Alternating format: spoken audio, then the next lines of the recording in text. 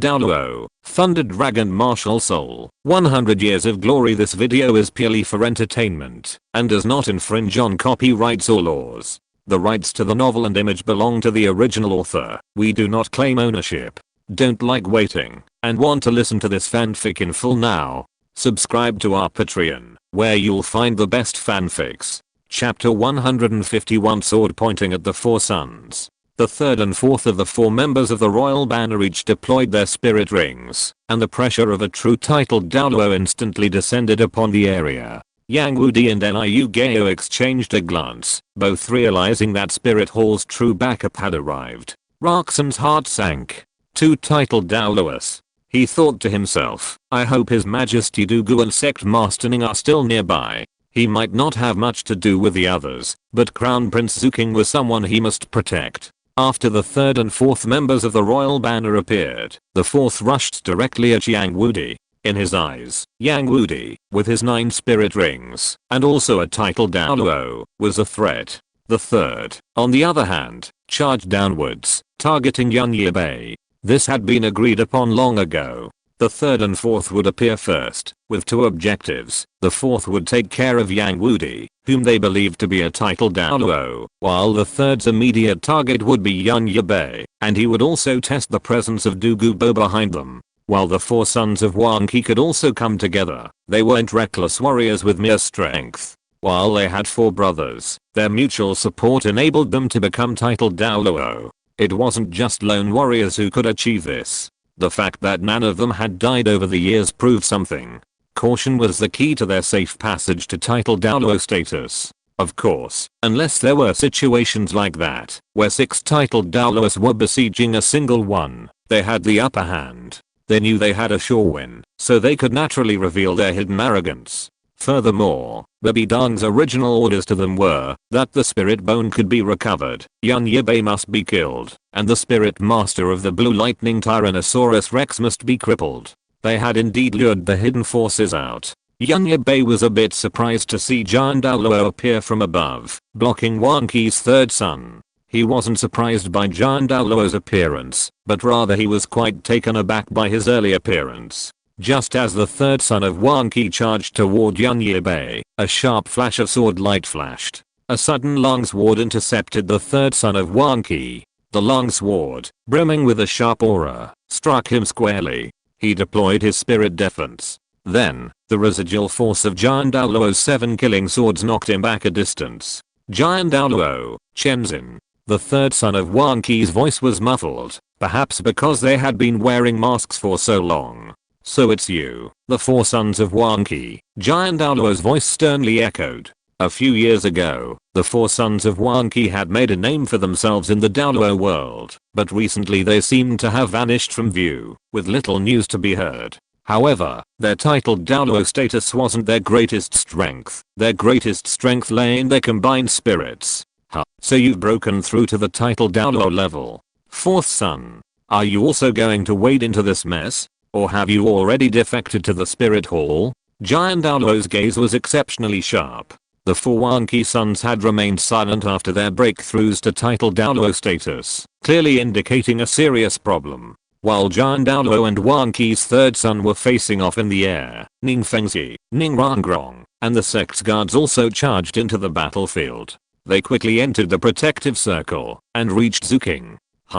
7 Treasures Glazed Tile Sect, Chenzin, you're still here. Wang Qi's third son spoke without directly responding to Giant Douluo's words. Ning Fengzi and Giant Douluo Chenzin chose the perfect timing to strike.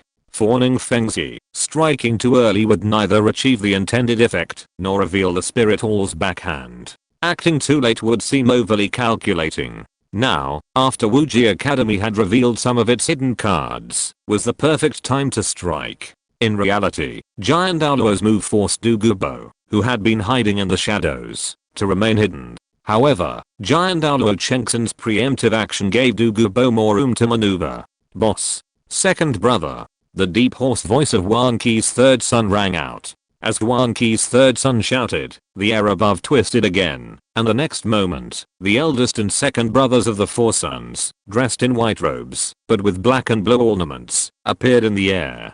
Following them were Wu Ming and Perkins, who had recently escaped. They had indeed escaped, but were recaptured by the eldest and second brothers of Wang Qi's 4 sons. For this operation targeting young Yibai, the spirit masters of the Blue Lightning Tyrannosaurus clan, and several spirit bones, Bibi Dong had assigned the 4 titled Douluos of Wang Qi to the operation. She felt that this was sufficient, and that having 4 titled Douluos take action was a sign of respect for them. The eldest and second eldest of the 4 Wang Qi brothers exchanged glances, then, like mice at the sight of a cat, they turned and charged towards the battle between the 4 brothers and Yang Wudi. Perkins and Wu Meng replaced the 4th Wang Qi brother. The 4 Wang Qi brothers stood in mid-air. The eldest, dressed in a white robe with black trim, sneered, "Sword Douluo Chengxin, you may be renowned, but today, I will show you how powerful we 4 brothers are. 4 Wang Qi brothers, now that you're here, prepare to die." Sword Douluo Chengxin said no more. The 7 killing sword gleamed, and a fierce sword intent soared into the sky, directed directly at the 4 Wang Qi brothers. 7th soul skill, 7 treasures true form.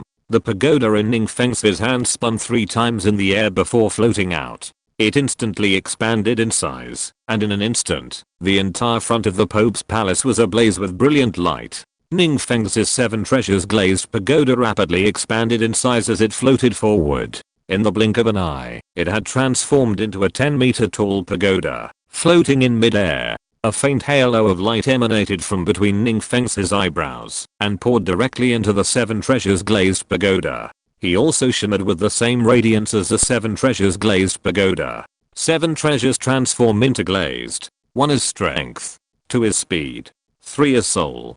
Several supporting beams of light shone upon Chenzin, and Giant Douluo's momentum surged once again. He swung the 7 killing sword fiercely, and a sword beam tens of meters long cleaved through the air, bearing boundless sharpness and murderous intent, heading straight for Boss Wang Qi. The 7 treasures glazed pagoda supporting effects also affected Yang Wudi, Niu Gao, and Raxen. Boss Wang Qi snorted coldly, and unfurled his flag. A wave of soul power collided with the sword light, emitting a deafening roar. The energy between the two collided. However, Sword Douluo Chengxin's sword light was even more powerful. The sword light broke through Boss Wang Qi's soul power wave, and continued to attack him. Chapter 152, 4 Soul Fusion Techniques, Death Barrier. At that moment, Wang Qi's second son appeared like a ghost on Chenzin's other side. The small spearhead on Wang Qi's head swung with lightning, and 2 blue lights almost simultaneously pierced Chenzin's vitals.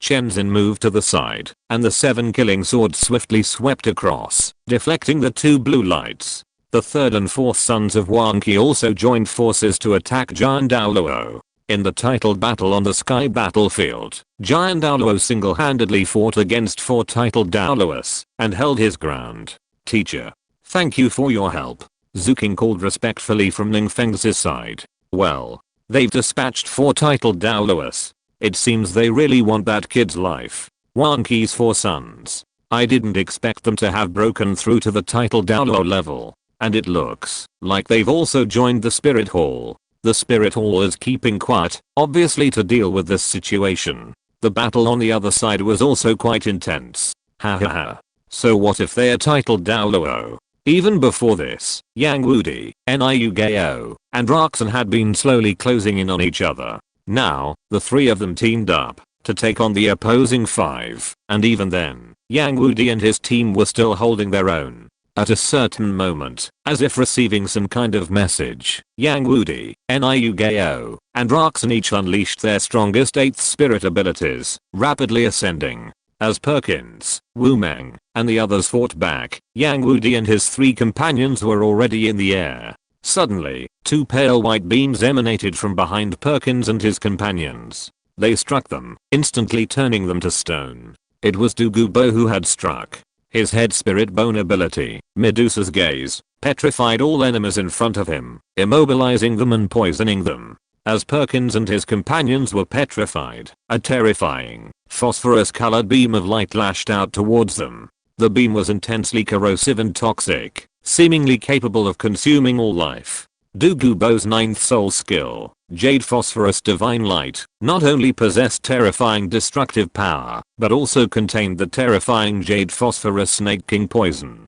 Yang Wudi, Roxon, and the others followed Douluo's lead, unleashing their most powerful attacks. While Douluo, a titled Douluo, felt somewhat embarrassed by bullying a soul Douluo, this was their greatest achievement. The commotion was considerable, and the moment the 4 Wanqi disciples saw Douluo, they immediately distanced themselves from Sword Douluo. Retreat. Their leader, without hesitation, addressed everyone below. The success of their operation depended on their target lacking many titled Douluo level warriors. As it stood, the enemy had clearly already fielded 3 titled Douluo level warriors, making their pursuit impossible. Furthermore, they also possessed a level 95 strong attack titled Douluo. As for the 5 soul Douluos and the spirit masters below, they couldn't afford to worry too much. He had already announced his retreat, whether those who managed to escape successfully, or those who remained depended entirely on luck.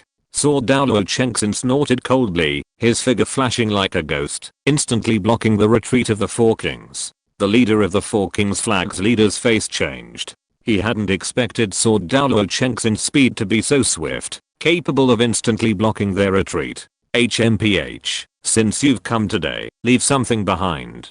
Sword Douluo Chengxin shouted, swung the 7-killing sword in his hand fiercely, and a massive sword beam pierced the sky, heading straight for the 4 kings. Want to escape? Not so easy. Those soul Douluos were merely appetizers.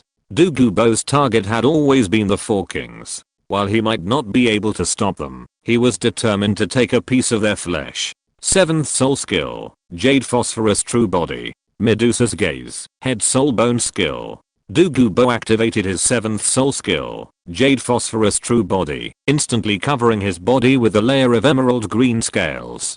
Beneath him, a massive Jade Phosphorus Serpent King appeared, with Douluo standing atop the serpent's head. Douluo's spirit form was a rare, 3-dimensional form. Simultaneously, his head spirit bone skill, Medusa's Gaze, activated, and 2 pale white rays of light shot out from his eyes, shooting straight at the 4 king flags. Sword Douluo Chengxin was in front, Douluo was approaching from behind, and Yang Wudi was charging towards them, soul-breaking spear in hand. The 4 king flags knew they wouldn't be able to escape without a proper fight. What nonsense. Red flag wavers, ghosts wailing and gods howling. Yellow flag raised, kill without mercy. Blue flag wavers, swallowing mountains and rivers. White chess piece raised, life and death. The 4 king flags quickly took their positions in the air, each taking their own side. As the 4 king flags waved their king flag spirits and chanted their incantations, the atmosphere on the battlefield suddenly became eerie and oppressive. The red flags fluttered, accompanied by the wailing cries of ghosts and gods, as if countless vengeful spirits were lingering in the air, chilling one's heart. The yellow flags were raised, a solemn and murderous aura permeated the air, imbuing one with the feeling that anyone who dared to defy their will would face ruthless destruction. The blue flags waved, a majestic aura swept the entire arena, and the celestial phenomena suddenly shifted. And when the white flags were raised, a terrifying forest chill descended. The 4 Wanqi disciples, soul fusion technique, death barrier, eternally trapped in a death trap. The 4 Wanqi disciples combined their ultimate move, the 4-in-1 soul fusion technique, death barrier. The 4 Wanqi disciples vanished, and the attacks of Sword Douluo Chengxin and Douluo were in vain. The death barrier, a soul fusion technique, controls and weakens the opponent within a certain range. Sword Douluo Chengxin, a battle-hardened titled Douluo, would not be frightened by such a mere eerie atmosphere. HMPH, playing tricks. Sword Douluo Chengxin snorted coldly.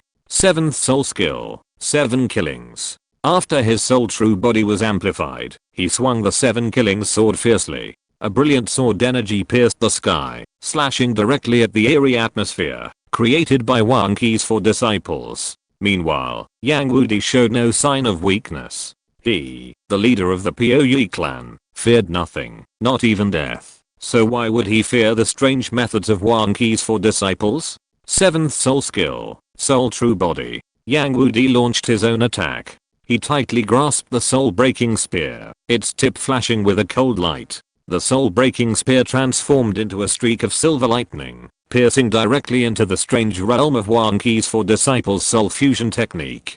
Douluo had no means to counter Wang Qi's four disciples' soul fusion technique. After all, he was a control type soul master. Fortunately, he had come to Yan Yibei's side. Not bad.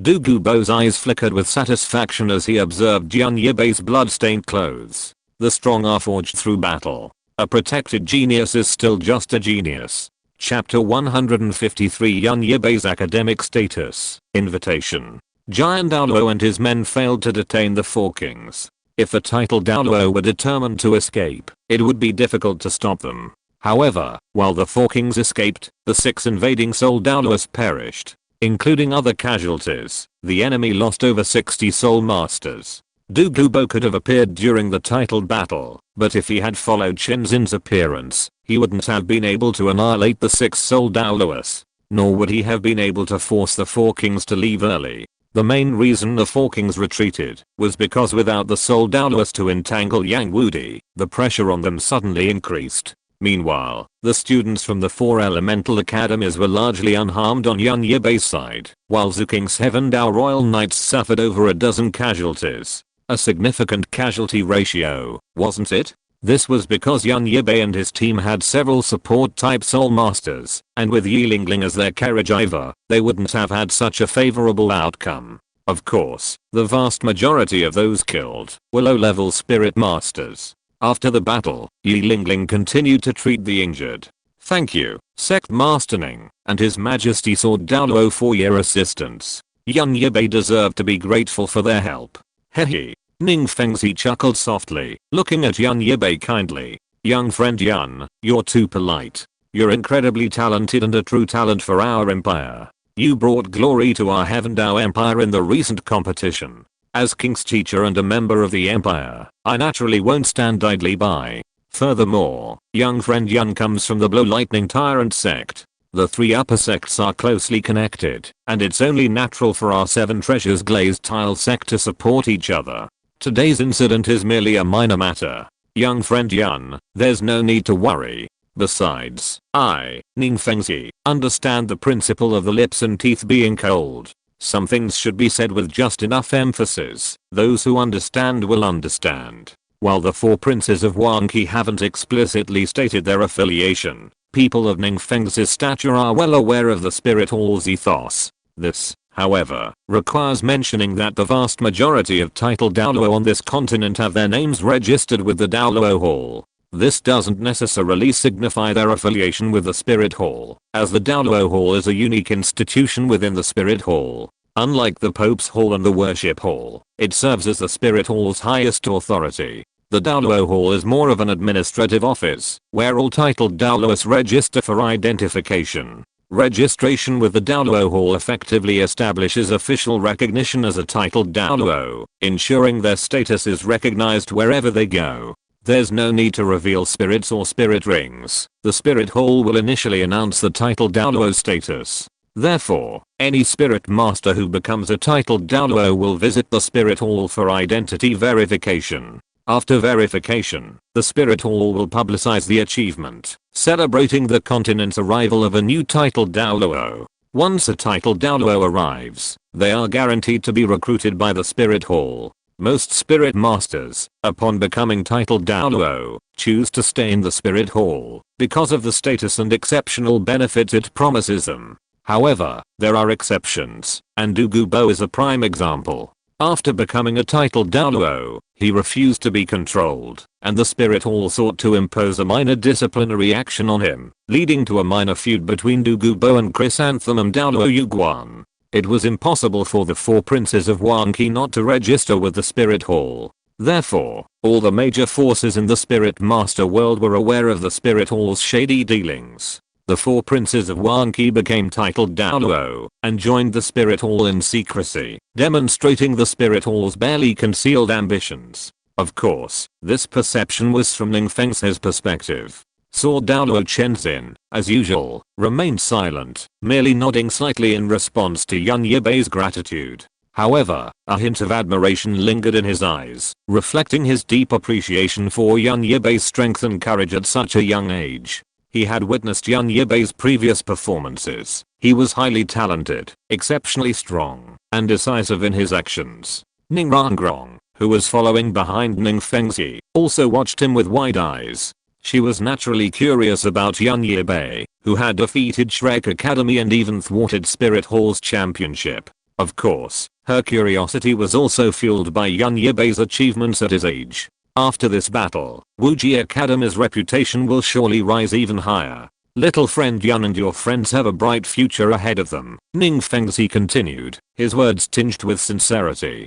Upon hearing this, Yun Yibai smiled modestly. Sect Master Ning, you're too kind. Hahaha, there's no need to be so modest. A genius like you, excessive modesty will only make people underestimate you, which is detrimental to your development. After a brief greeting, Ning Fengzi got down to business. Young friend Yun, you've been noticed by the Spirit Hall.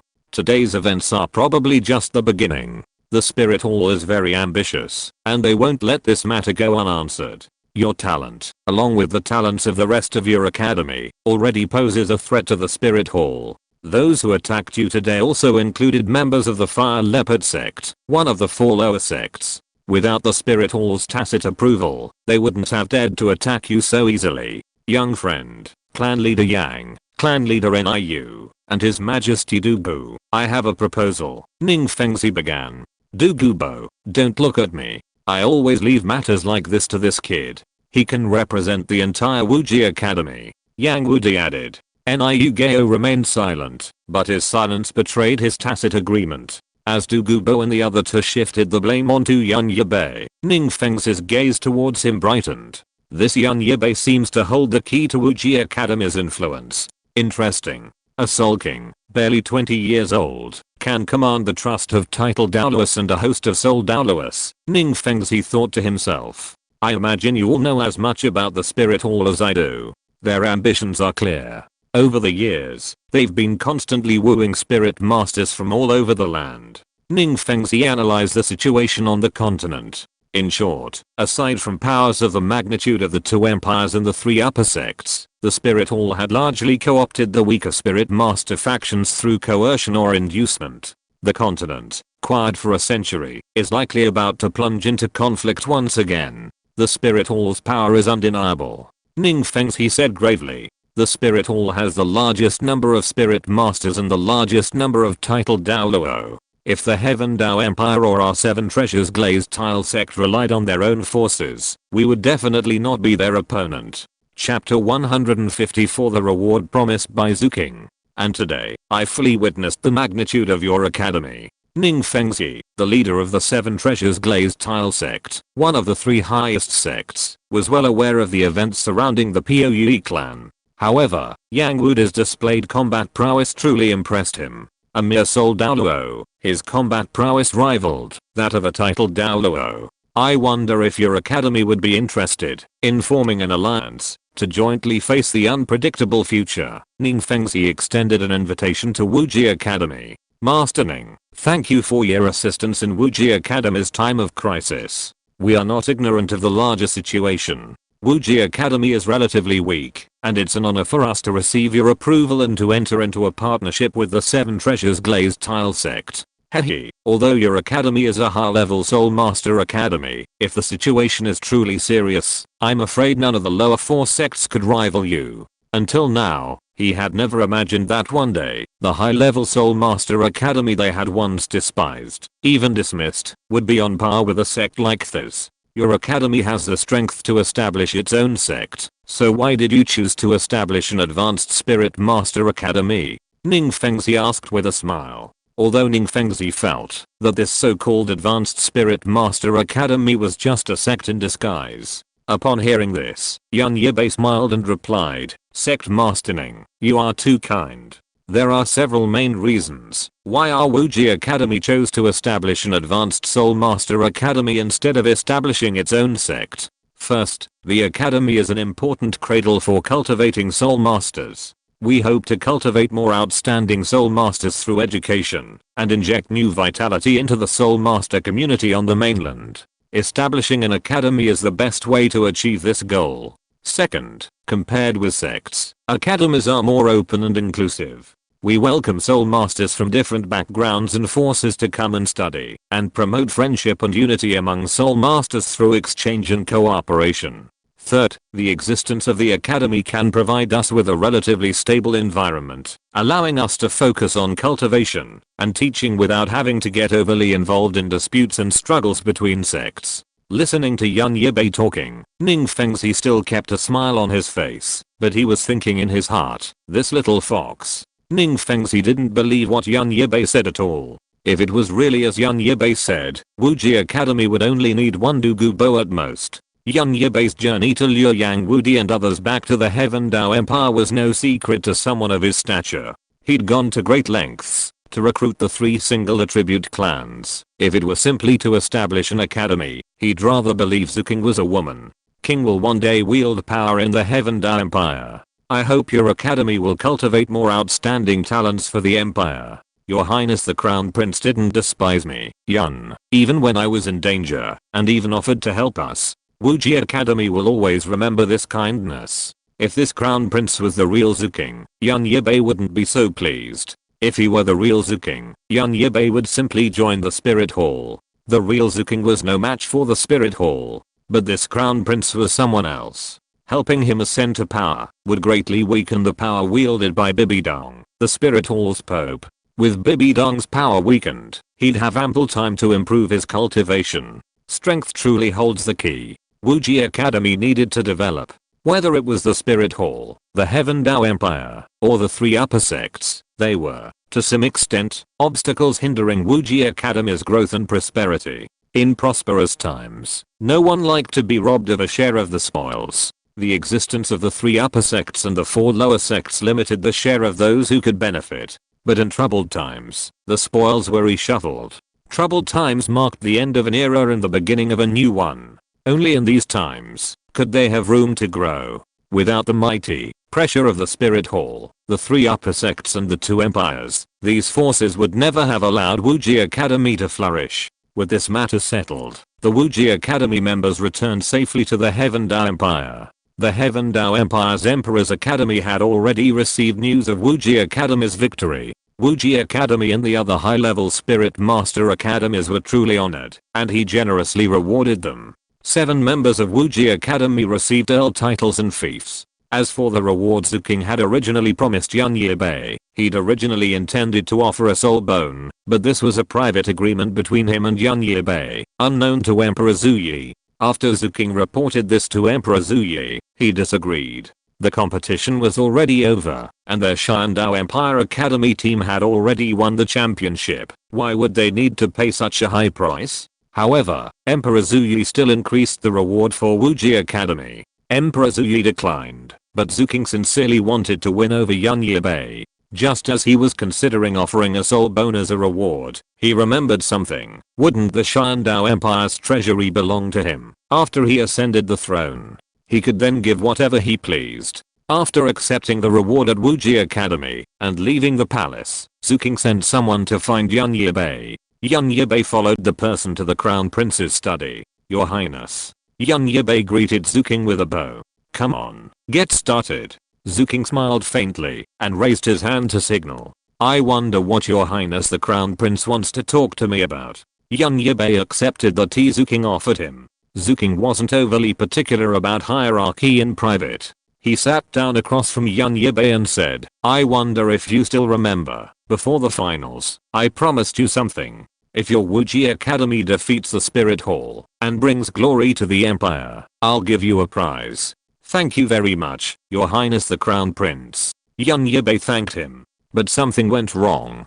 Zuking changed the subject. I originally wanted to ask my father for a spirit bone as a reward. As you can imagine, my father refused. Zuking had specifically summoned Yan Yibai to discredit Emperor Zuyi in front of him. Zuking had succeeded, and Yan Yibai was indeed unaware of his true motive. I wonder if you're willing to wait a while. Once I ascend to power, I'll have the final say in the Shandao Empire. Then I'll hand you this belated reward. Don't question me. I know the difference between a soul bone and the support of a future top powerhouse. Chapter 155. I allow you to choose one.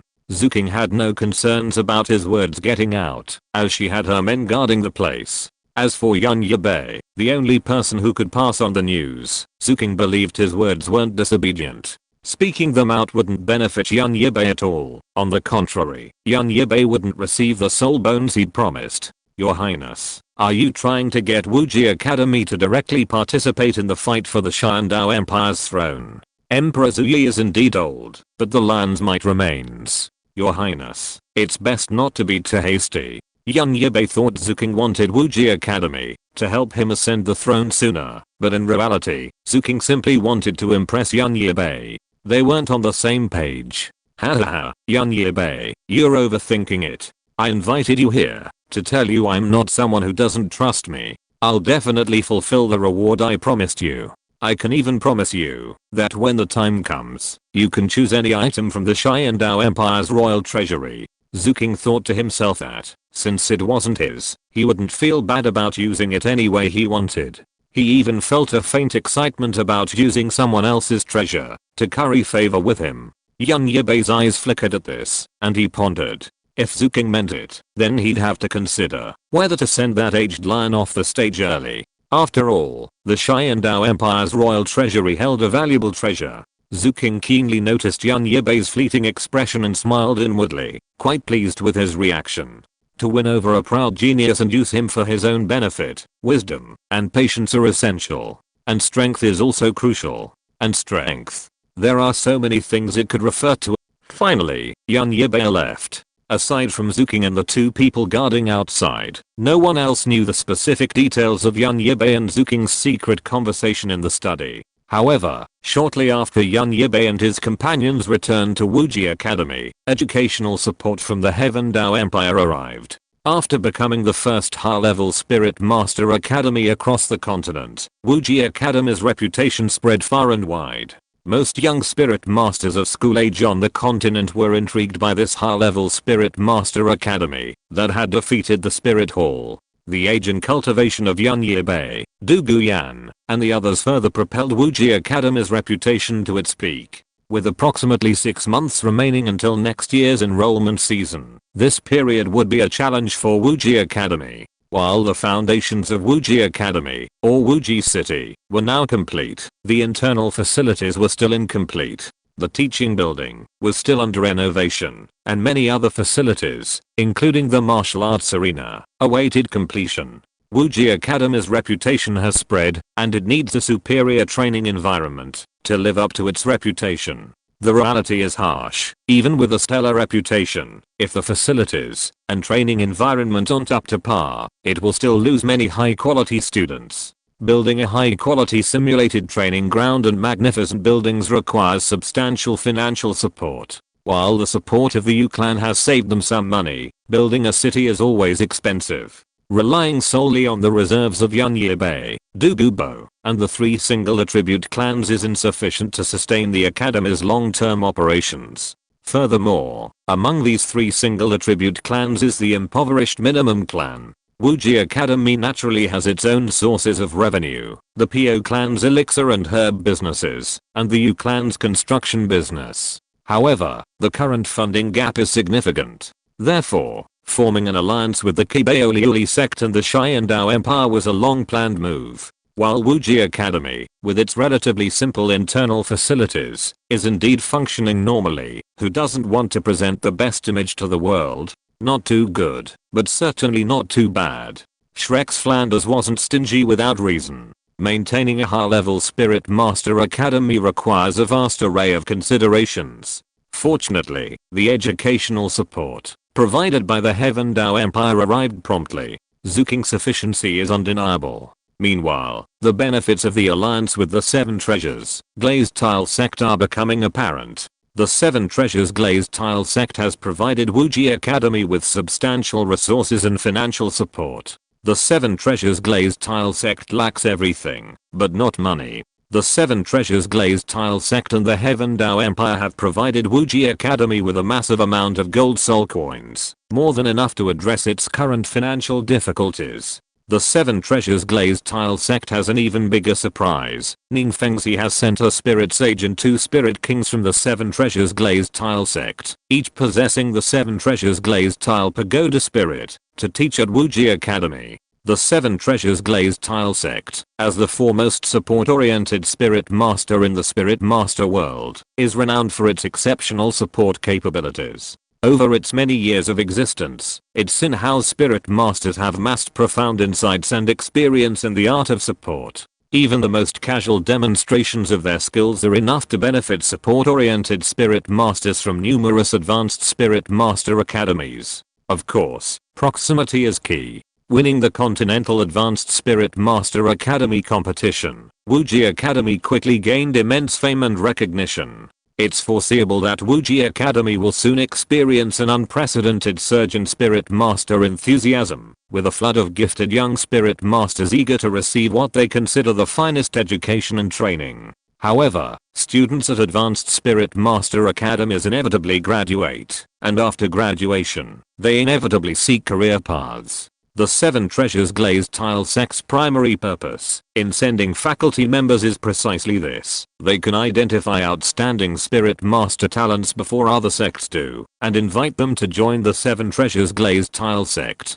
As I said, the Seven Treasures Glazed Tile Sect lacks money, but not everything else. Ningfeng's goal is to recruit talent for the Seven Treasures Glazed Tile Sect, while the Advanced Spirit Master Academy's goal is to cultivate a nation of outstanding students. The two aspirations are not contradictory. Everything is proceeding according to plan. Clan leader Bei, what is the important matter that brings you to me? Young Yibai looked at Bei with surprise. Young Yibai had returned to Wuji Academy for over a month, and normally, no one came to disturb his training. Young friend Yibai, it's a shame to say that my minimum clan has been a member of Wuji Academy for over a year now. Since joining, we have been well respected by everyone there, but our minimum clan's contribution to Wuji Academy is very minimal. His minimum clan enjoyed the generous treatment of Wuji Academy, but their contribution to its development was very low, which made him feel ashamed. If you're listening to this novel on a channel other than Fanfic World, it means they downloaded and uploaded it without effort. We cordially invite you to visit our channel, Mundo Fanfic Novelos. There you'll find the original version of this story and you can explore many other novels of various genres. We're waiting for you to immerse yourself in a world of incredible novels. Chapter 156 Crystal Blood Dragon Ginseng. Old goats can refine medicine, old rhinos can build, but only our minimum clan. Bei hesitated. Patriarch Bei, you're worrying too much. The minimum clans joining Wuji Academy is a sign of their support and trust in us. We are mutually beneficial, there's no question of who contributes more or less. Young Yibai smiled, acknowledging Bei's guilty expression. Besides, weren't the minimum clan always helping to transport building materials when Wuji City was first built? Bei's face softened slightly, but he remained somewhat uneasy as he continued. That being said, it's true that our minimum clan hasn't made many substantial contributions to the academy. In the world of Douluo continent, pure minimum clan spirit masters are often assigned to scout for enemy activity, which is their primary role within the Haoshan sect. But after leaving the Haoshan sect and experiencing peace, their advantage in scouting is no longer useful. Without anyone to support them, the minimum clan has fallen into poverty. Young Yibai was slightly taken aback by this. Initially, young Yibai's focus was on the Po and U clans. He hadn't even considered the minimum clan, considering it a side project. Therefore, he hadn't made any specific plans for them. After a moment's reflection, young Yibai said, Patriarch Bei, you know that the academy's development can't rely solely on the strength of one or two clans. It requires the combined efforts of all members. So, in what ways do you think our minimum clan can contribute to the academy? Bei asked. Young Yibai thought for a while and said, the minimum clan is known for its speed. This is your advantage. The academy will soon face large-scale enrollment, and the quality of enrollment should not be too bad. The academy will set up special speed training courses, and your minimum clan soul masters will serve as coaches to teach students to improve their speed and agility. That's of course no problem. We in the minimum clan can't say anything else, but when it comes to speed, I dare say that no one is more proficient than our minimum clan. When the minimum clan still belonged to the Haoshan sect, they specialized in reconnaissance. Since they had no means of attack, in order to save their lives, they specialized in speed research. I have another suggestion. I wonder if Chief Bei is open to it. Please go ahead. Wuji Academy already has a medicine hall and an architecture hall. I'm planning to establish a transportation hall. In short, a transportation hall provides freight services, serving merchants on a small scale and spirit masters on a larger scale. This continent has no shortage of merchants. Merchants need to hire others to escort their goods in order to make a profit. So, if you want a transportation hall, you'll need to put aside your status as spirit masters. Bei hesitated. To be honest, he was a little reluctant to accept the idea of sending gifts to others. Single attribute clans have their own unique pride. Because of their feud with the Spirit Hall, the Spirit Masters of the Minimum Clan never go to the Spirit Hall to collect their Spirit Master subsidies. The same goes for transportation services. If the Minimum Clan wanted to do this, they would have already started. But they were once scouts for the Haoshan sect, so providing transportation services would be too demeaning. It was precisely because the other 3 of the 4 major clans showed the Minimum Clan disrespect that they didn't go into transportation services. Hold on, I haven't finished yet. The transportation hall's transportation services are only on the surface. Behind the scenes, I need the transportation hall to develop Wuji Academy's intelligence network. Bei listened to Yibai's explanation, his expression gradually becoming serious and focused. He realized that Yibai's proposed transportation hall was more than it seemed. It concealed a deeper strategic purpose to establish Wuji Academy's intelligence network. Young friend Yibai, are you saying that we should use the transportation hall as a cover to covertly develop intelligence? Young Yibai nodded slightly, his eyes gleaming with wisdom. That's right, clan leader Bei. In the Spirit Master world, the importance of intelligence is self-evident. A strong intelligence network can provide the academy with timely and accurate information, helping us make sound decisions. And the transportation hall is a crucial means to achieve this goal. Okay, I understand. Bei also understood the importance of the matter. He agreed. If Yang Wudi and Liu Gao hadn't invited him to Wuji Academy, perhaps his Minimum Clan would still be struggling to survive. After joining Wuji Academy, the academy accorded the Minci clan the respect they deserved, including a seat among the elders. Furthermore, the transportation hall was a powerful department. Young Yibai had stated that it would recruit Minci attack type spirit masters in the future, meaning it would be more than just a supporting department. Is there anything else, Patriarch Bei? Young Yibai asked. Young friend Yibai, this is the most valuable item of our Minci clan. I'm handing it over to you today. As he spoke, Bei pulled a box from his spirit guide and handed it to Young Yibai. It was a pristine white jade box, approximately 1 foot and 5 inches long and half a foot wide, lustrous and radiant, crafted from the finest mutton fat white jade. Our Minci clan is not like the old goats and rhinos, who brought their wealth and resources with them to Wuji Academy. You are well aware of our previous predicament. A hint of bitterness flashed in Bei's eyes. I got this by accident. It can be regarded as a family heirloom of the Minimum Clan. After I got it, I have kept it.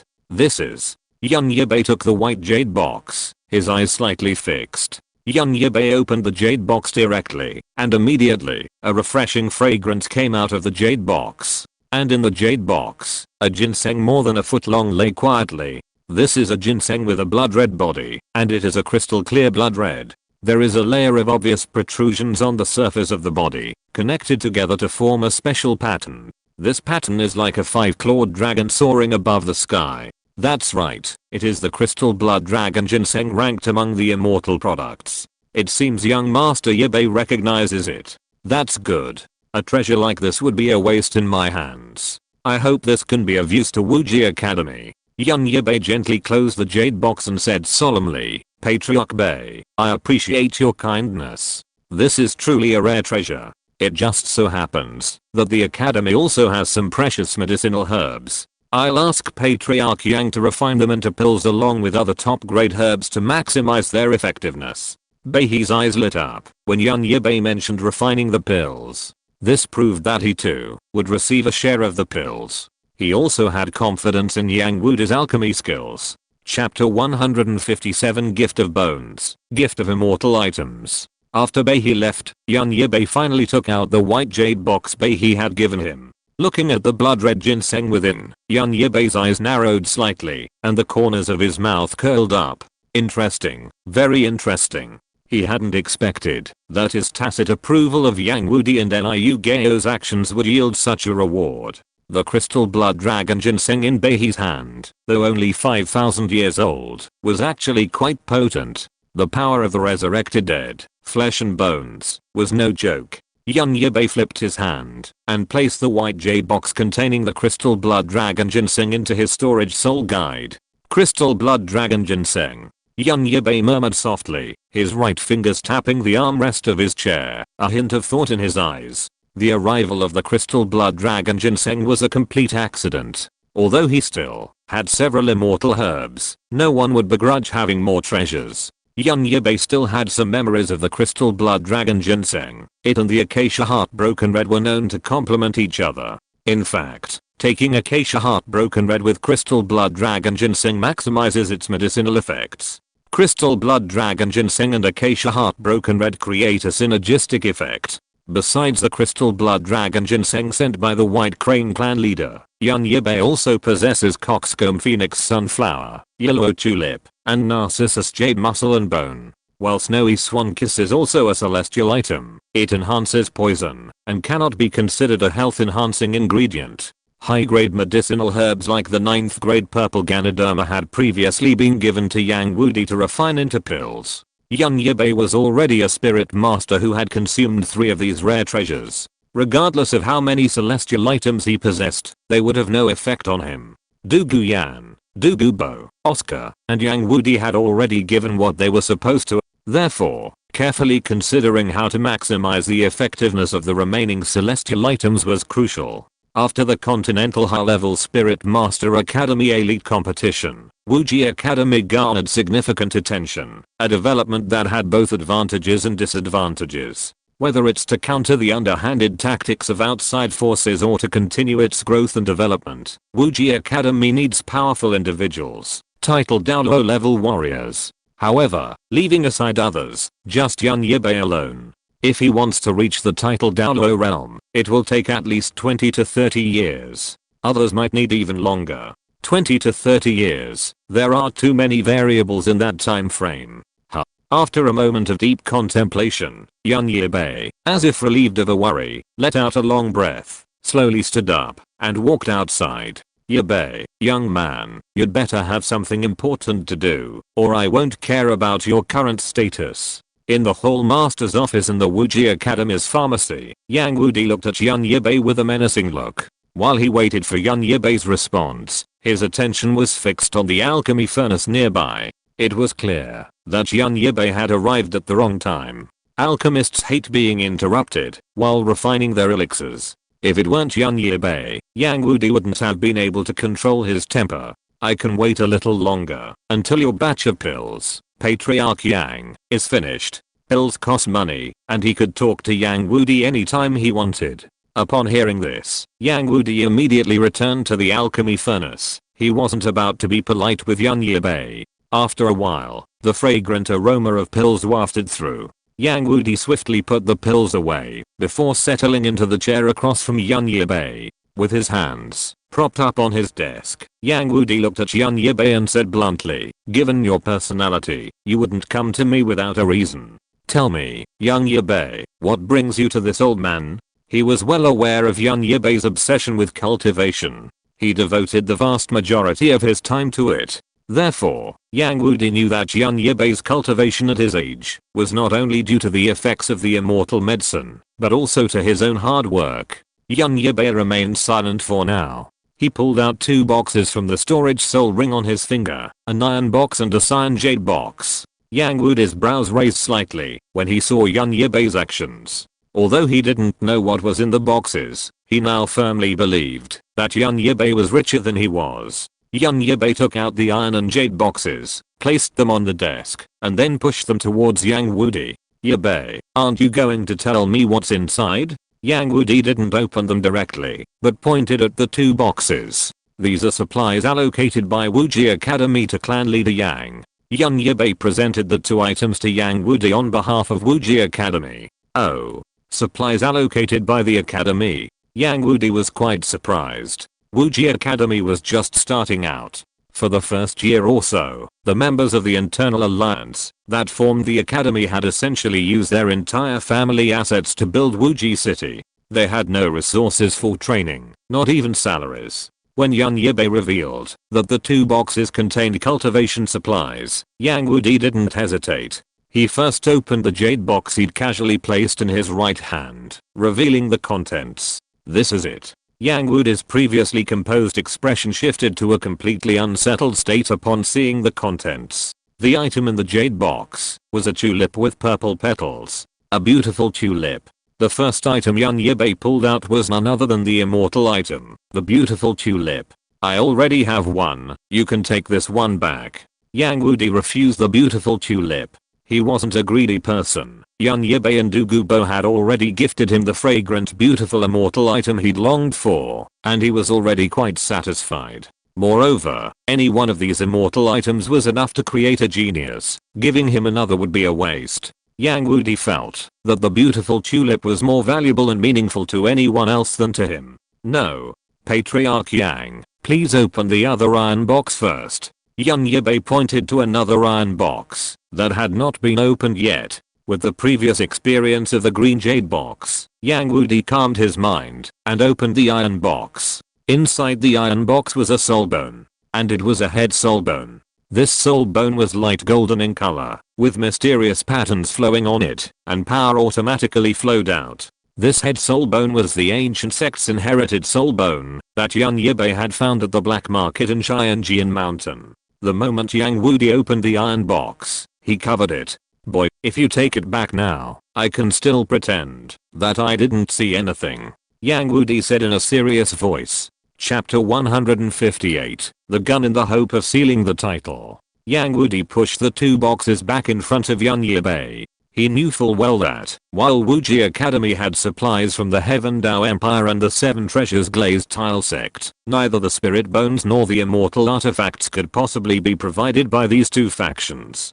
These spirit bones and immortal artifacts clearly belonged to young Yibai himself. No. Young Yibai shook his head slightly. This is what I prepared especially for you. Yang Wudi remained silent, waiting for young Yibai's next words. Wuji Academy still has too little foundation at present. Faced with the chaos and threats that may come at any time, Wuji Academy needs more titled Douluo to face the unpredictable crisis in the future. The famous titled Douluo on the continent are basically all in their own factions now. The only known poison Douluo without a sect is already a veteran of our Wuji Academy. The rest of the soul Douluo who have the potential to break through to the titled Douluo level are mostly distributed among major forces. We don't have a chance. And waiting for us to grow up, who knows how long it will take. The current situation is very vague.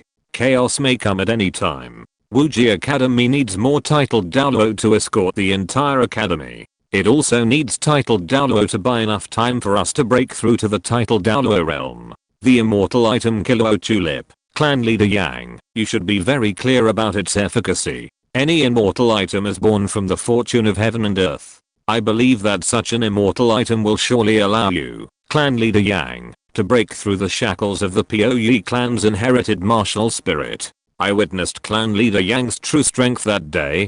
With the cultivation of a soul Douluo, he battled a titled Douluo. Clan leader Yang, you are worthy of possessing them.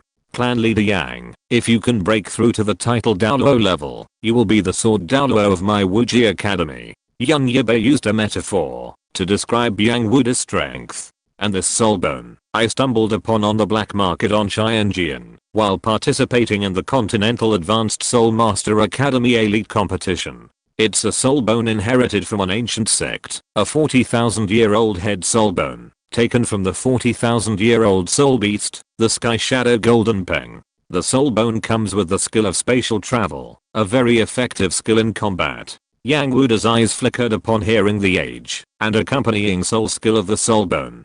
Clearly, the value of this soul bone was unexpectedly high. The head soul bone was 40,000 years old, and the accompanying soul skill was particularly useful in combat. He then asked, why didn't you absorb this soul bone? I have another opportunity. Otherwise, the champion's skull, a 60,000-year-old spiritual wisdom skull, would have been mine. Yibai chuckled softly. Patriarch Yang, I hope you won't refuse again. Cultivating a title Douluo is far more practical than cultivating a genius with an uncertain future. Besides, our goal is the same, to become a title Douluo. Since that's the case, we can naturally choose the more practical soul Douluo. Under the current circumstances, time waits for no one, and we don't have that much time to wait. And, Patriarch Yang, you should also know that I have other things in my hands. Ha ha ha ha ha, I forgot for a moment that you are the richest person in all of Wuji Academy. Okay. Yang Wudi boomed. Since you're willing to trust me, I'm willing to take a gamble. I never thought that at my age, a junior would inspire me to long forgotten ambitions. Amazing, amazing. Ha ha ha ha. Clan leader Yang, from now on, the yin yang eyes of ice and fire will be open to you. The cultivation environment there is exceptional. You're naturally gifted, and I believe that with the help of these two items, you'll definitely be able to take that step. Don't just say you're confident, I'm confident too. Yang Wudi was confident at this moment. Yibai's understanding of the depths of immortal materials was unmatched. Yang Wudi knew firsthand how these immortal materials worked. He had produced the immortal material treasure record, but their Poi clan also had a biography of spirit masters who had consumed various immortal materials throughout history. Yang Wudi couldn't help but marvel at Yun Yibai's wisdom. He had selected the Kilo tulip based solely on Yun Yibai's book. The Kilo tulip does indeed possess the power to aid breakthroughs. This flower is incredibly noble, absorbing the essence of heaven and earth, and growing with the radiance of the sun and moon. Such supremely fine immortal herbs can often lift the limitations of spirits. Biographies record that in the year 1347 of the angelic calendar, a spirit master, by chance, came into possession of a Kilo tulip. This spirit master's spirit, originally mediocre, underwent a dramatic transformation after consuming the flower, dramatically increasing his power and ultimately becoming a formidable master. This event caused a huge sensation at the time, though few records survive. Furthermore, in recent years, another spirit master has become associated with immortal items, Chrysanthemum Douluo Yuguan.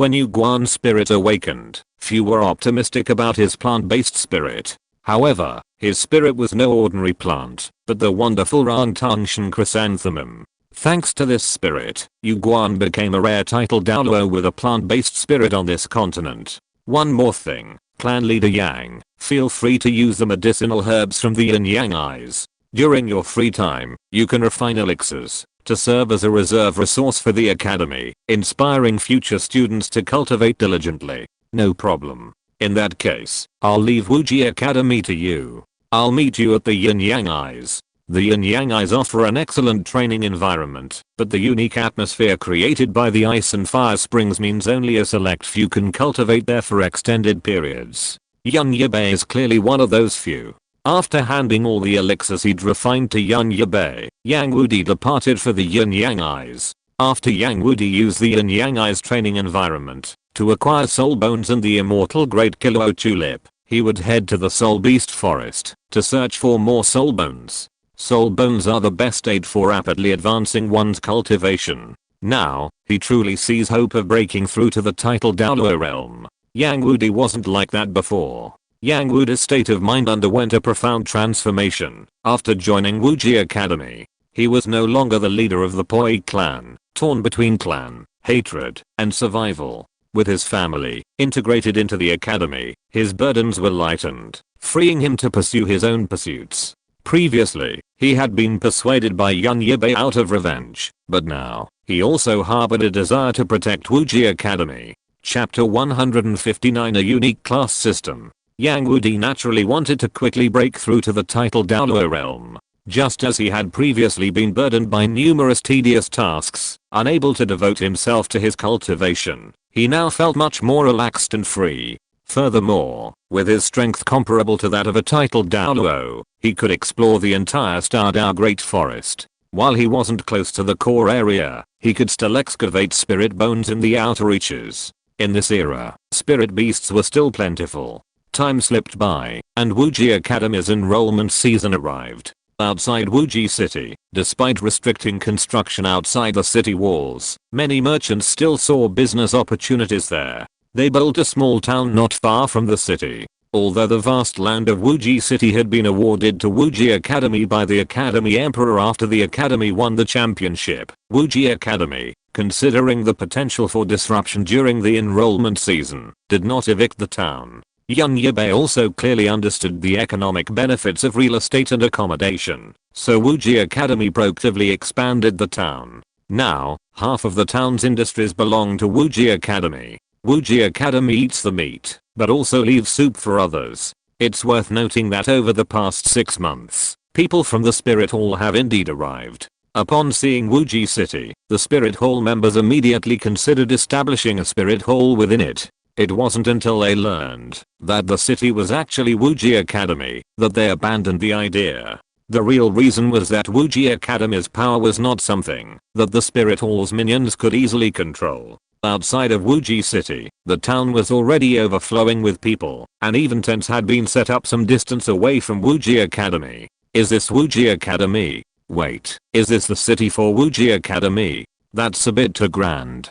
Haha, only an academy like this is worthy of this young master's status. These young spirit masters from the mainland all gazed at the city ahead, their eyes filled with longing. Before enrollment began, Wuji City was under martial law. Members of the Poi clan and some students from Wuji Academy served as patrol guards. Due to the overwhelming number of applicants, it took Wuji Academy nearly a week to complete the enrollment process. After all, Wuji Academy was a prestigious academy for high-level spirit masters, so not everyone was accepted. The minimum age was 12 and a spirit power of 20 or above. Of course, there were special admissions procedures for spirit masters with low innate spirit power. These admissions were tailored to their individual circumstances, and a separate staff in the admissions office was responsible for determining whether these spirit masters had the will to diligently cultivate. After all, young Yibai had a special course specifically for those with low innate spirit power.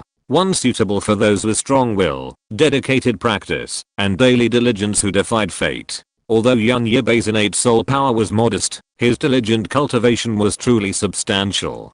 His actions served as a kind of umbrella for those caught in the rain. 2 days later, the admissions office compiled the information for the new students. The director of Wuji Academy's admissions office was none other than Li Changping, the former dean of Heoigu Academy. To give young Yibai sufficient status to interact with Zuking and Ning Fengzi, Du Gubo, Yang Wudi, and the others simply appointed him as the dean of Wuji Academy. Besides young Yibai, whose soul power had reached level 57, there was also Du Guyan, the vice dean, whose soul power had reached level 60. Du Guyan had reached that level a month earlier. These two positions were essentially pre-approved by Wuji Academy, but they were simply given the positions in advance. Feng Xiaoshan had reached Soul King status, and after absorbing a soul bone, his soul power had reached level 54. Oscar's soul power had reached level 48. Everyone at Wuji Academy knew that these four would be the future leaders of Wuji Academy.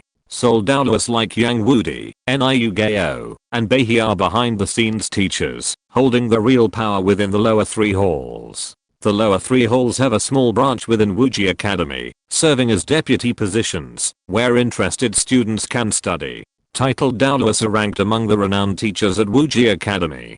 Before the start of this recruitment campaign, Wuji Academy had been quite lax in its management, but with the arrival of new students, everything has become more rigorous. However, the workload will be immense. There are approximately 1,000 soul masters participating in this recruitment campaign. Li Changping reported on the recruitment process. Over 200 students passed the academy's admissions assessment. In reality, over 400 arrived.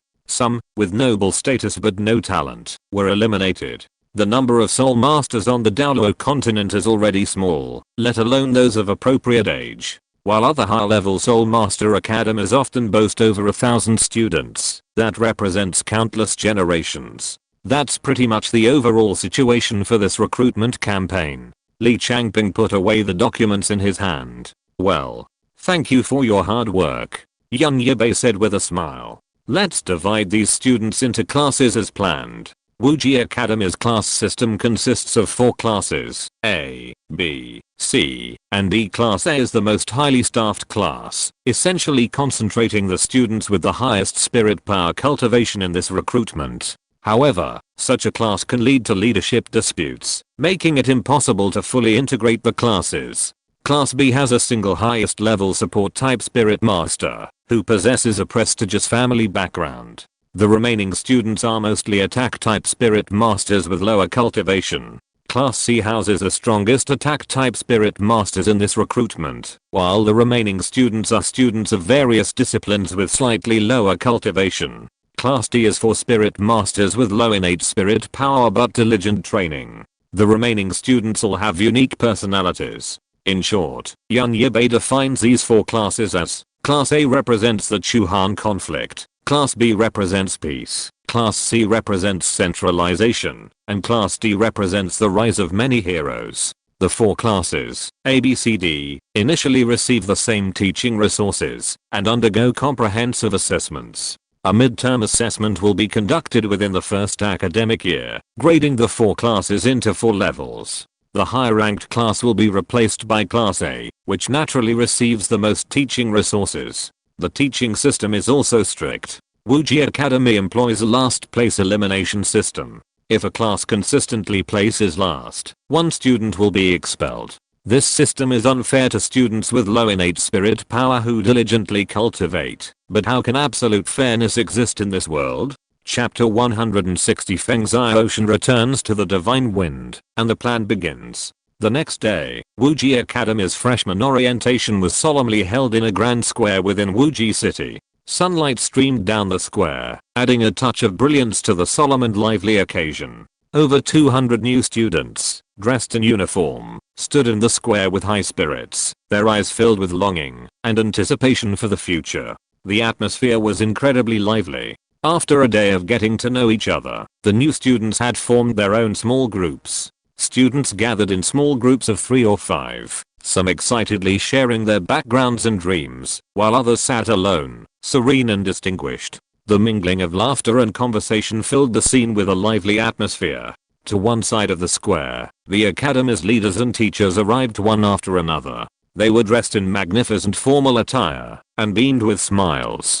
Dean of Studies Li Changzi presided over the freshman orientation. Freshmen, welcome to Wuji Academy. Li Changzi's voice, resonant and powerful, instantly captured everyone's attention. Li Changzi didn't waste any time, quickly handing the stage over to Yibai's team, the winners of the Continental Advanced Spirit Master Academy Elite Competition. Yibai, Du Guyan, Fengzai Ocean, Oscar, Niu Shan, Yang Te, and Yi Lingling took the stage from one side. If there was no quickest and most effective way to stir the students' spirits, they were the 7 of them. After all, the vast majority of the students were there just for them. Yibai, I'm so glad you chose Wuji Academy. As Yibai finished his words, the atmosphere instantly ignited. The students' eyes were fixed on the legendary Yibai. Some were enthusiastic, some curious, and some were filled with fighting spirit. I know many of you chose Wuji Academy because of our team's performance in the Continental Advanced Spirit Master Academy Elite Competition. I'm very happy because it means you recognize me and my teammates and the educational philosophy of Wuji Academy, Yibai said with a smile. In short, welcome to Wuji Academy. I look forward to you continuing its legacy of glory. Du Guyang followed closely behind, her words carrying an undeniable authority. At Wuji Academy, you will receive the most rigorous training and comprehensive development. We will not only teach you how to fight, but also how to become responsible and accountable spirit masters.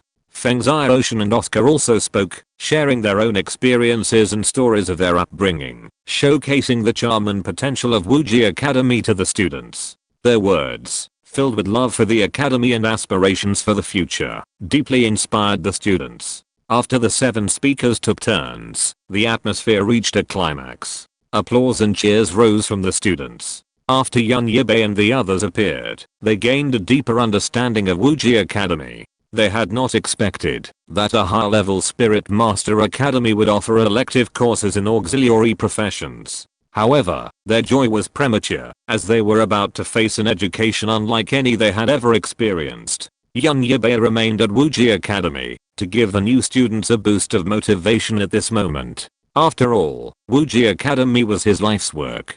The Blue Lightning Tyrannosaurus clan had already sent him letters several times, and Yu Shai and Heng had even visited Wuji Academy recently. Their motive was naturally to get young Yibai back to the clan to establish closer ties. However, young Yibai stated that he would return to the clan once he was done with his work. Wuji Academy's enrollment was imminent, and they were well aware of it. It hadn't been a long time since young Yibai left the Blue Lightning Tyrannosaurus clan at the age of 11, and now, at 18, 7 years had passed, and young Yibai hadn't even returned. However, his father and mother would visit their somewhat stubborn son whenever they had time. Young Yibai naturally wanted to return to the Blue Lightning Tyrannosaurus clan, but now wasn't the right time. The Blue Lightning Tyrannosaurus clan wouldn't let go of such a promising talent, and young Yibai also had interests in the Blue Lightning Tyrannosaurus clan. Young Yibai knew that he was still only a Soul King, and it wasn't yet time to negotiate a deal with the Blue Lightning Tyrannosaurus clan's true leaders.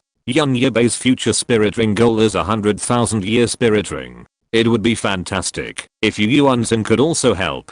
Wuji Academy's enrollment season is over, and everything is back on track. Feng Xiaoshan has already returned to Shenfeng Academy with a mission to fulfill. He's going back to check in with his father and uncle, as Wuji Academy's first stop will be Shenfeng Academy. Feng Xiaoshan's decision to choose Shenfeng Academy is undoubtedly related to his own. With young Yibai now fully committed to Wuji Academy, he's naturally well aware of its grand vision. As a vested interest, Feng Xiaoshan naturally supports Wuji Academy's expansion plans. Although Shenfeng Academy is his former home, he's no longer a rookie Spirit Master from the Spirit Master Academy. The previous assassination attempt has taught him many things. The situation has changed, and surviving alone is no longer enough to cope with the current tense situation on the continent. While Wuji Academy aspires to encompass the 4 elemental academies, the current situation suggests that, aside from Thunder Academy, which enjoys the direct support of the Blue Lightning Tyrant sect, one of the 3 great sects, the remaining Divine Wind Academy, Blazing Fire Academy, and Shu Academy will inevitably be drawn into the conspiracy. The forces supporting Divine Wind and Blazing Fire Academy have already sided with the Spirit Hall, so the fate of the 2 academies, indirectly controlled by the Wind Sword sect and the Fire Leopard sect, is imminent. The hidden sect behind Shu Academy may not even step forward to directly protect it. Actively and forcibly annexing the academy might be a bad move, but a bad move is still a bad move. After all, the image of a bad move is only in the eyes of a few. However, before Feng Xiaoshan departed, young Yibai gifted him his Narcissus Jade Muscle Bone. Feng Xiaoshan possesses considerable talent. While the Narcissus Jade Muscle Bone is most suitable for women, it is effective for both men and women. Upon learning the reason behind young Yibai and his fellow Spirit Master's rapid advancement, Feng Xiaoshan did not refuse young Yibai's offer. The moment Feng Xiaoshan accepted the immortal artifact from young Yibai, he knew his future would be completely tied to Wuji Academy. Young Yibai's final words, "I look forward to working together to achieve a title soon." This immediately ignited Feng Xiaoshan's unyielding spirit. Chapter 161 First Stop, Kamikaze. Du Guyan's soul power had reached level 60. Young Yibai and Du Guyan approached Du Gubo. Du Gubo wasn't at Wuji Academy, he was at the Yin Yang Eye. While he no longer needed the special environment of the Yin Yang Eye to suppress the toxins in his body, it would have been too difficult for him to stay at Wuji Academy. Furthermore, Du Gubo knew that this wasn't the time for a fight, especially since Wuji Academy still had 3 soul Douluos. When Du Gubo left, Yang Wudi and the others were still busy at Wuji Academy. He hadn't anticipated that, just 2 months later, Yang Wudi would also follow him to the Yin Yang Eye. When young Yibai and Du Guyan crossed the Sunset Forest and arrived at the Yin Yang Eye, they were both peacefully cultivating. Huh? Why are you here? Du Gubo sensed a familiar presence and opened his eyes to see young Yibai and Du Guyan. "Grandpa, my soul power has reached level 60. Du Guyan smiled sweetly upon seeing Du Gubo, then said, "Level 60. Ha ha ha ha ha ha. Douluo was initially stunned upon hearing Douluo Yan's soul power had reached level 60, but then burst into hearty laughter. Good. Good. Douluo stood up, walked over to Douluo Yan, and gently patted her shoulder, his face filled with satisfaction. Upon hearing that Douluo Yan's soul power had reached level 60, Yang Wudi also approached. Soul Emperor at 22. Douluo Yan, you've truly made history. Hehe. Yang Wudi exclaimed with a smile. Mr. Yang, you're too kind. But I'm afraid someone will break the record soon. Douluo Yan turned her gaze slowly towards Yibai. Ha ha ha ha, that's true. Yang Wudi knew that, if Yibai had absorbed the fire-attributed soul bone, he might have already reached level 60. In that case, I'll take you on a soul ring hunt.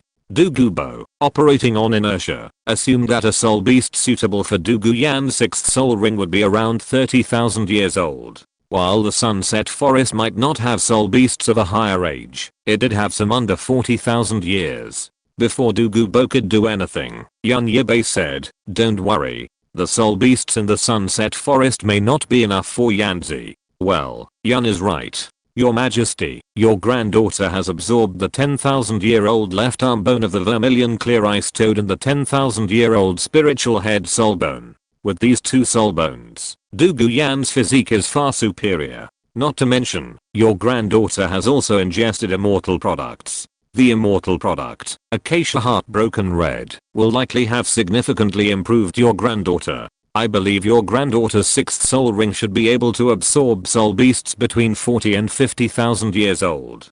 Perhaps we should visit the Great Stardow Forest. Yang Wudi glanced at Douluo Yan. Yes, indeed. I was a bit impatient. Of course, the specific age of the spirit ring to be absorbed depends on the spirit beast that provided Douluo Yan with it. Yang Wudi continued. The spirit beasts suitable for Douluo Yan were now largely determined. With a range of sub-dragon spirit beasts with poisonous attributes, finding the rest would be much easier. Of course, there shouldn't be a shortage of such spirit beasts in the ocean. Douluo left with Douluo Yan. With Douluo's level of cultivation reaching 93rd level titled Douluo, it wasn't difficult for him to help Douluo Yan obtain a suitable 6th spirit ring in the Stardow Great Forest. A spirit beast with a 6th spirit ring wouldn't require deep inside the forest to find. Yibai and Yang Wudi continued their cultivation in the yin-yang eyes of ice and fire. About 2 months later, Douluo returned with Douluo Yan. On the road from Wuji City to the city, where the Shinfeng Academy was located, two carriages traveled along the road. Oscar and Yibai were in one of them. Boss, are we heading to Shinfeng Academy this time? Oscar's voice tinged with excitement. Naturally, he was excited. Over the past 8 years, he'd come a long way, from a commoner spirit master with nothing and no background, to a noble title, status, and strength. He alone understood the hardships and efforts involved. Previously, he'd enjoyed numerous benefits following Yibai, but now, his future would be tied to Wuji Academy. The stronger Wuji Academy became, the more benefits he would receive. To ensure the smooth integration of Shinfeng Academy into Wuji Academy, Feng Ziocean had already gone back to work with his uncle, the vice president. I wonder how Feng Ziocean is doing. Oscar closed his eyes, leaning back in the carriage like a salted fish. If Feng Ziocean could convince his uncle, the vice president, things would be much simpler.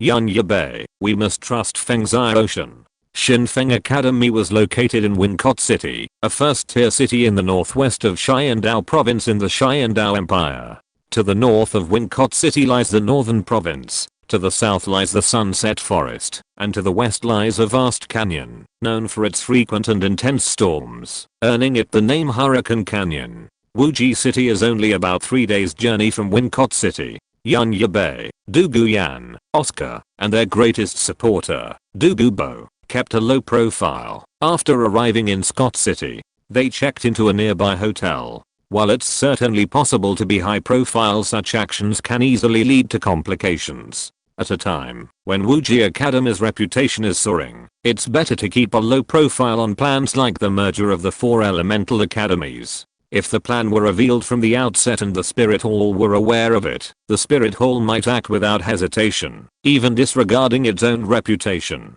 They would view such a move as a challenge to the Spirit Hall's status, as they have always welcomed the existence of scattered high-level Spirit Master academies. If the Spirit Hall wants to firmly control the vast majority of Spirit Master power on this continent, its reputation must be continuously enhanced. The Spirit Hall dislikes the emergence of a faction that could threaten its influence within the Spirit Master world. The Spirit Hall, valuing its reputation and influence, is well aware that when a single faction or academy becomes overpowered and forms a monopoly, it poses a threat to other factions and academies. This threat manifests not only in the competition for Spirit Master resources, but also in its impact on the overall structure of the Spirit Master world.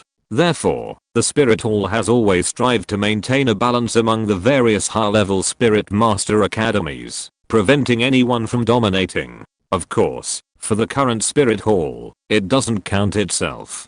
Chapter 162, Vice Dean Kamikaze, Feng Buayu. Yun Yibai contacted Feng Xiaoshan using the contact information they had previously agreed upon. You're here. Feng Xiaoshan met up with Yun Yibai. How was it? Yun Yibai walked towards Feng Xiaoshan, holding a cup of tea, and handed it to him.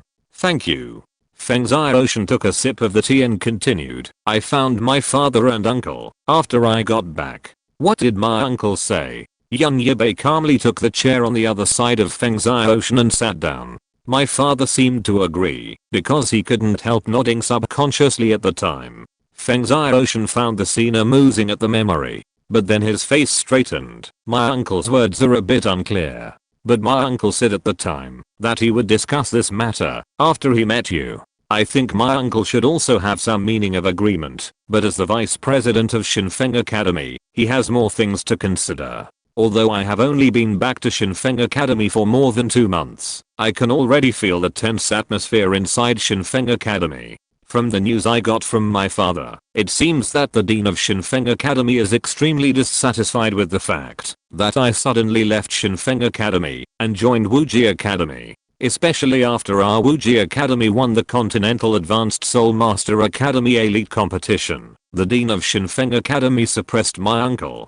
weakened my uncle's power in Shinfeng Academy. In short, my uncle and the dean of Shinfeng Academy are now like water and fire. In fact, the reason why the dean of Shinfeng Academy suddenly changed so much was because he was scolded by the people above him. After Wuji Academy won the Continental Advanced Spirit Master Academy Elite Competition, certain individuals within the Spirit Hall were inevitably held responsible for the Spirit Hall's failure.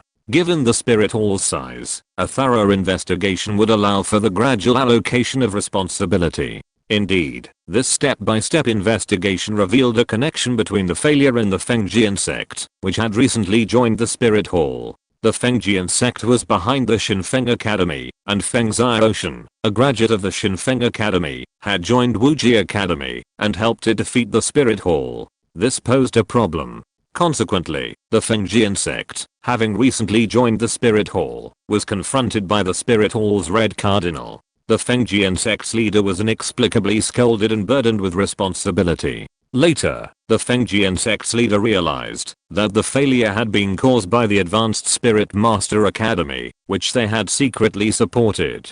Consequently, the Fengjian sect's leader summoned the Shinfeng Academy's dean. The main reason was that simply writing letters wasn't enough to vent his anger. He needed to be scolded in person to vent his frustration. While the Windsword sect's leader was forthright, the Shinfeng Academy's dean was harshly criticized. Perhaps out of concern for Shinfeng Academy's status, the Spirit Hall only questioned the Windsword sect's leader, not hurling too many insults. But the Windsword sect couldn't afford to lose face. Having only recently joined the Spirit Hall, this incident had already caused the Spirit Hall significant losses. While the incident had little to do with the Windsword sect, the Spirit Hall held the sect accountable, and the sect had no choice but to accept responsibility. In short, the Shinfeng Academy's dean, having been harshly criticized, harbored a grudge against Feng Xiaoshan and the others. The Shinfeng Academy's dean was a member of the Windsword sect, so his sense of belonging to the academy was limited. Furthermore, as a member of a sect, his management of the academy was largely unremarkable. He possessed superior strength, but he didn't handle matters, leaving the rest of the Shinfeng Academy to handle them. especially since Feng Xiaoshen's uncle, Feng Buaiyu, achieved a breakthrough to Seoul Douluo. The dean has become almost completely absorbed in cultivation. The current dean of Shinfeng Academy was already a devoted practitioner. But now, under Feng Buaiyu's leadership, he's being punished by the sect, something he finds unacceptable. Well, in that case, please introduce us to your uncle. Don't worry. Ever since I was a teenager and learned from my father that Shinfeng Academy was being supported by a sect within the Xingluo Empire, I've been thinking about taking back control of Shinfeng Academy once I've grown stronger. But it's not so bad now. My uncle has managed Shinfeng Academy for so many years, and it's ranked high among the 5 elemental academies, more than enough to support my uncle's abilities. Hehe. Young Yibai chuckled.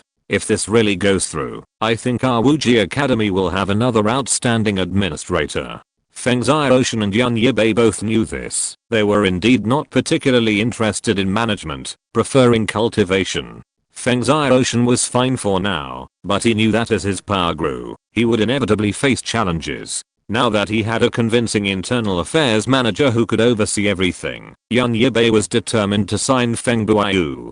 Okay, wait here for me. I'll let you know once I've made arrangements. Feng Xiaoshen, a complete traitor, had even sold out his uncle for a good price to secure a better life for himself. But that was all a joke. Feng Xiaoshen could see both the future of Wuji Academy and the constraints of Shenfeng Academy. Without Yan Yibai and his team's newly established Wuji Academy, breaking the Feng giant sex-covered control of Shenfeng Academy would require Feng Xiaoshen to reach the Seoul Douluo realm, at the very least. Only then would the Feng family be able to fully reclaim control of Shenfeng Academy. Oh, they're here?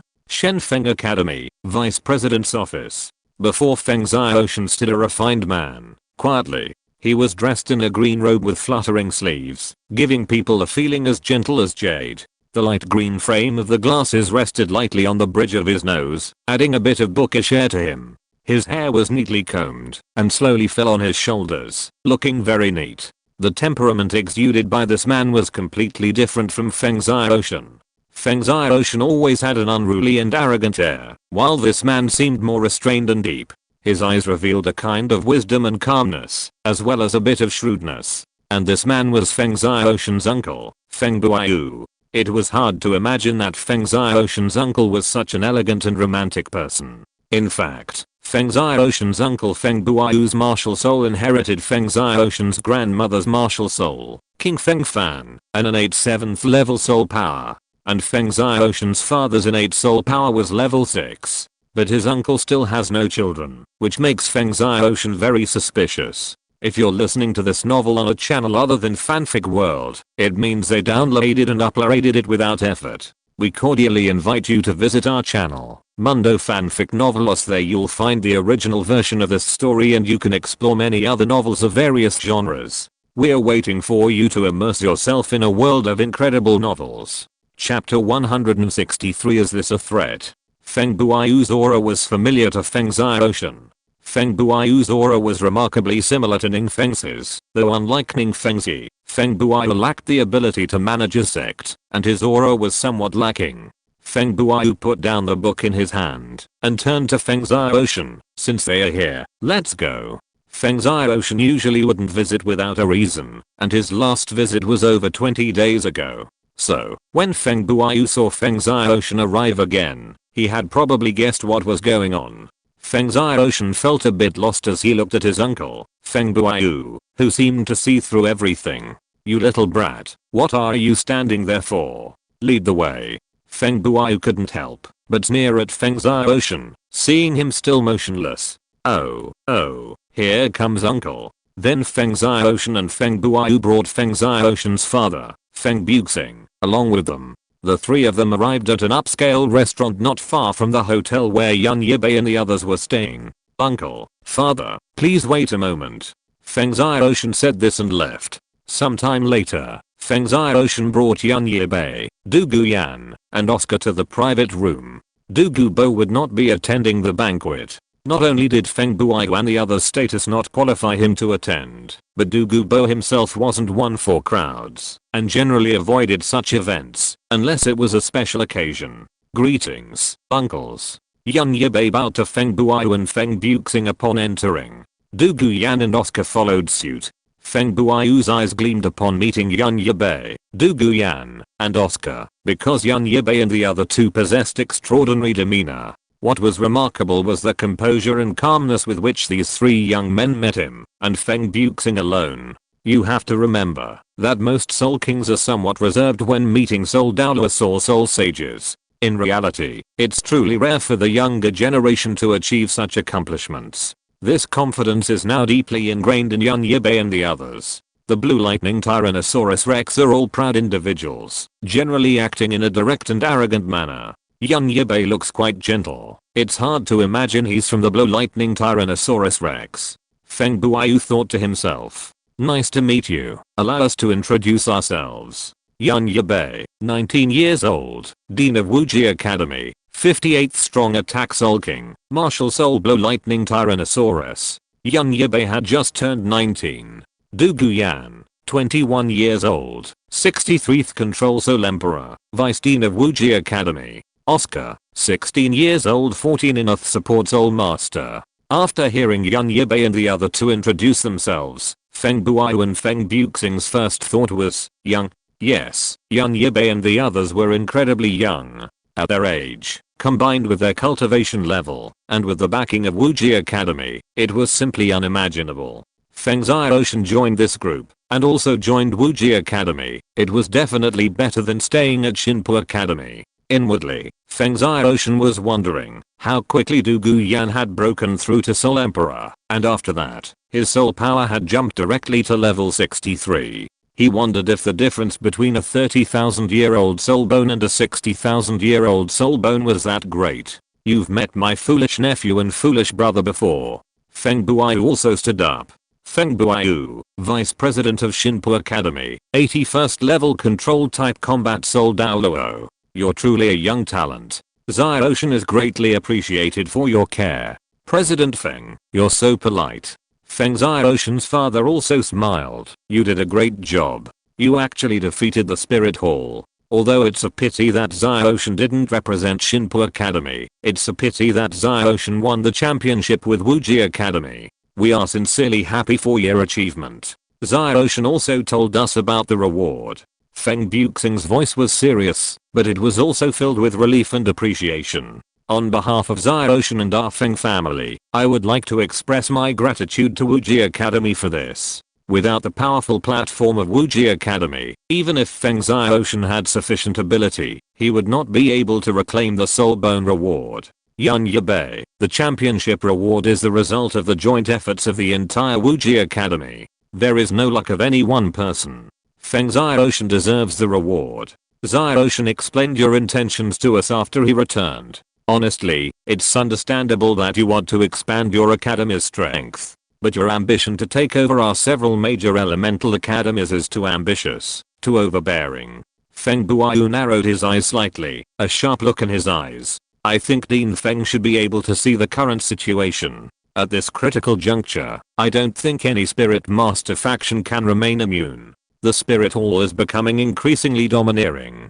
Based on what we can already see, the four lower sects have basically switched sides with the Spirit Hall. The Spirit Hall's ambitions have spread to the Elephant Armor sect and its affiliated Elephant Armor Academy. I think the Spirit Hall will inevitably recruit Divine Wind Academy, Blazing Fire Academy, and Shianshu Academy. The future situation will become increasingly tense, and chaos is not far off. By then, no matter how reluctant we, the high-level Spirit Master Academies, are to intervene in the continent's disputes, we will be forced into it. Then those of us in the Heaven Dao Empire will face a choice: support the Heaven Dao Empire or switch to the Spirit Hall. However, no matter which side we choose, we will eventually be liquidated by the other side. Divine Wind Academy and Blazing Fire Academy are not like Elephant Armor Academy, which has the support of the Elephant Armor sect, one of the four lower sects, and can therefore fear no fear of the Heaven Dao Imperial family. Young friend, can I understand you're threatening us? Feng Buayu said the coldest words in the gentlest tone. If Dean Feng wants to think so, then it can be considered so. Yan Yibai was not afraid at all, because the worst case scenario for their Wuji Academy was conquest by force, and the several major elemental academies would have to be merged into their Wuji Academy. Although he knew that the elemental academies other than Xiangjia Academy would not join the Spirit Hall, it was human nature not to allow a known threat to defect to the enemy. The atmosphere was actually tense at this point. Feng Xiaoshan was unsure of his uncle's true intentions. Chapter 164 Only the dead can keep secrets. Hehe.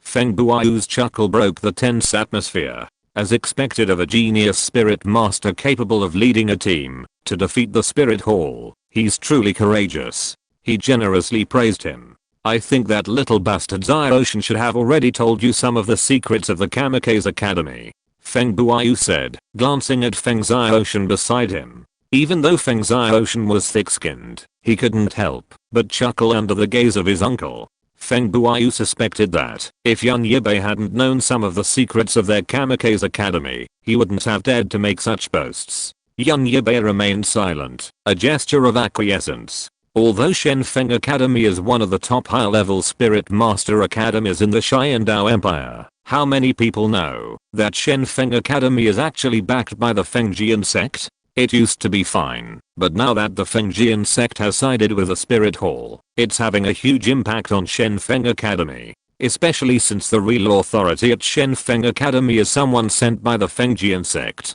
Yan Yibai asked bluntly, so, what are Dean Feng's plans? This little brat of our Feng family, along with my younger brother, have no objection to joining Wuji Academy.